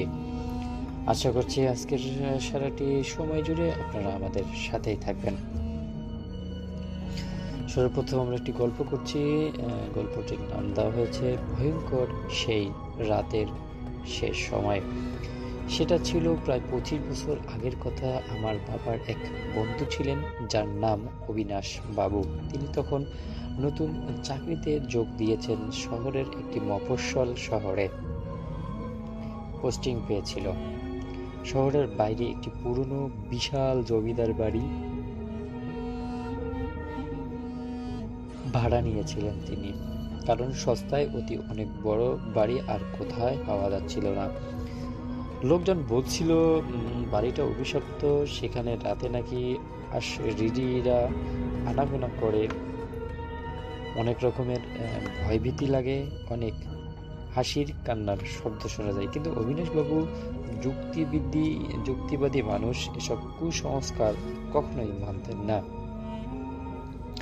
বাড়িটার নাম ছিল রায়বাড়ি। বাড়ির সামনে একটা বড় শেওড়া গাছ, আর পিছনে ছিল শান বাঁধানো ঘাট সহ আর একটা পুকুর। রাতের বেলায় শেওড়া গাছের ডালগুলো অদ্ভুতভাবে দুলতে থাকে, যেন কেউ হাতছানি দিয়ে যাচ্ছে। অবিনাশবাবু সবসময় একা থাকতেন। একদিন সন্ধ্যার পর তিনি বাড়ি ফিরছিলেন, তখন হঠাৎ দেখেন যে তার আসলে সময়টা অনেক পেরিয়ে গেছে, প্রায় রাত 9টা বাজে। চারপাশে শুনশান নীরবতা।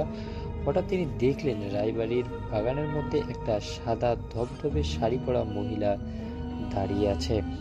মহিলাটার চুলগুলো একদম খোলা, মুখ অন্ধকারে দেখা যাচ্ছে না এবং তার কোনো নড়াচড়া করছে না। প্রথমে অবিনাশবাবু মনে করলেন হয়তো কোনো কাজের লোক বা আশেপাশের কেউ, কিন্তু মহিলাটা স্থিরভাবে দাঁড়িয়েছিল এবং তার দিকেই তাকিয়ে ছিল বলে মনে হলো। অবিনাশবাবু ভয় না পেয়ে সাহস নিয়ে এগিয়ে গেলেন এবং ডাকলেন, কে ওখানে? ওখানে কে দাঁড়িয়ে আছে এত রাতে? কি করছেন ওখানে? অনেক যখন প্রশ্ন করলেন, কিন্তু মহিলার কাছ থেকে কোনো উত্তর এলো না। শুধু একটা চাপা কান্নার শব্দের আওয়াজ ভেসে উঠল। অবিনাশবাবু আবার ডাকলেন, এবার একটু জোরে। মহিলাটা তখন ধীরে ধীরে তার দিকে এগিয়ে আসতে লাগলো। যত কাছে এলো অবিনাশবাবু তত বুক ধরপড় করতে লাগলো, কারণ তিনি দেখতে পেলেন মহিলাটার পা মাটিতে স্পর্শ করছে না, যেন শূন্যের মতো ভাসছে, পাখির মতো উড়ে উড়ে আসতেছে। আর তার মুখটা দেখতে ভীষণ বিভৎস, চোখের জায়গায় শুধু কোটা, দাঁতগুলো অস্বাভাবিকভাবে বড়, ছোট, মাঝারি, একড়া বেকড়া। ভয়ে অবিনাশবাবুর শরীর অসাড় হয়ে গেল। তিনি চিৎকার করতে পারলেন না, নড়তেও পারলেন না। মহিলাটা এবার তার সামনে এসে দাঁড়ালেন, তারপর ফিসফিস করে বলল, আমাকে নিয়ে যাও, আমার শিশু সন্তানকে আমি দেখতে পাচ্ছি না। কণ্ঠস্বর ছিল অস্বাভাবিক ঠান্ডা আর বুক কাঁপানো। ঠিক সেই সময় হঠাৎ একটা দমকা বাতাস বয়ে গেল, আর শাওড়া গাছটা থেকে একটা শুকনো ডাল সশব্দে নিচে পড়ল। ডাল পড়ার শব্দে অবিনাশ বাবুর সম্মিলিত ফিরলেন। তিনি প্রাণপণে দৌড়তে লাগালেন বাড়ির দিকে। এক মুহূর্তে আর দাঁড়ালেন না, দৌড়ে বাড়িতে গিয়ে এবার হোঁচট খেয়ে পড়ে গেলেন, কিন্তু ওঠার পর আর পিছনে ফিরে তাকাননি। কোনো মতে তিনি ঘরে ঢুকে দরজা বন্ধ করলেন। দরজায় একের পর এক দরজা ধাক্কা, যেন কেউ ধাক্কা মারছে। তার সাথে ভেসে আসছে সেই হাড় কাঁপানো কান্না, আমাকে ভিতরে আসতে দাও, আমার শিশুকে খুঁজতে দাও। অবিনাশবাবু সারা রাত ঘরের কোণে বসে কাটালেন, ভয়ের কাটা হয়ে। ভোরের আলোতে ফুটতে সেই শব্দ আর কান্না একদমই থেমে গেল। ফজরের আজান হওয়ার সাথে সাথেই সেই সব আত্মাগুলো তাদের নিজেদের স্থানে ফিরে চলে গেল। পরের দিন সকালেই তিনি বাড়ি চলে এলেন এবং কখনোই সেই শহরে ফিরে যাননি। পরে তিনি জানান যে হুবহু বছর আগে সেই রায়বাড়িতে এক মহিলা তার নারী সন্তানকে নিয়ে থাকতো। একদিন সেই মহিলা তার স্বামী মেরে ফেলে এবং শিশুটিকে পুকুরে ডুবিয়ে দেয়। অবিশ্বাস করতে হলেও সত্যি যে সেই মহিলার অতিরিক্ত আত্মার প্রতি রাতে ঘুরে বেড়ায় তার সন্তানদের খোঁজার জন্য। স্থানীয়রা বলে অমাবস্যার রাতে তার কান্না আরো স্পষ্ট শোনা যায় এবং যদি কেউ ভুল করে তাকে সাড়া দেয় তবে তাকেও সে টেনে নিয়ে যায় অন্ধকারে। অবিনাশবাবু সেই রাতের কথা কাউকে বলতে চাননি, কিন্তু তার চোখে মুখে সেই ভর আর বিভীষিকাময় ছাপ স্পষ্ট ছিল। তিনি বলতেন সেই রাতের কি শীতলতা আর বিভৎস মুখটা আমি আজও বলতে পারিনি। তারপর আসলে আমার মনে হয় শুধু এই মুহূর্তের জন্য আমার মা পিছনে তাকালো এবং আজও ফিরে পারতাম না। কিন্তু সেখানে কোনোভাবে আমাদের যে বাড়ির ফোন ছিল সেই ফোনগুলোর থেকে কল দেওয়া হয়েছে। কল দেওয়া হওয়ার পরে আসলে যে সমস্যাটা ছিল সেই সমস্যাটা কিন্তু সমাধান হয়ে গেছে। তারপরেও যে আমাদের গল্পের মূল নায়ক এইটাতে বোঝানো হয়েছে যে আসলে যেটাই মানে হোক না কেন সব কিছুর ভিতরে আসল কোনো কারণ থাকতে পারে। তো দর্শক, আমরা আশা করছি আপনাদের কাছে গল্পটি কিন্তু ভালো লেগেছে। আর আমরা কিন্তু প্রতিদিন রাত 9টা বা 10টার মধ্যে লাইভে আসি। আপনারা এই সময় যদি যুক্ত থাকেন তাহলে কিন্তু অবশ্যই পেয়ে যাবেন। তো দর্শক, আজকের গল্প এখানেই শেষ করছি। আবারও গল্প নিয়ে হাজির হব নতুন এপিসোডে। ততক্ষণ ভালো থাকবেন, সুস্থ থাকবেন। আর আজকের এপিসোডটি শেষ করার আগে ছোট্ট একটা রিকোয়েস্ট থাকবে, আপনারা যারা এখন পর্যন্ত আমাদের চ্যানেলটিকে সাবস্ক্রাইব করে রাখেননি অবশ্যই চ্যানেলটিকে সাবস্ক্রাইব করে রাখবেন। পাশে আসা বেল আইকনটি অন করে রাখবেন যেন আমাদের ভিডিওগুলো আপনার কাছে পৌঁছতে পারে। আল্লাহ হাফেজ।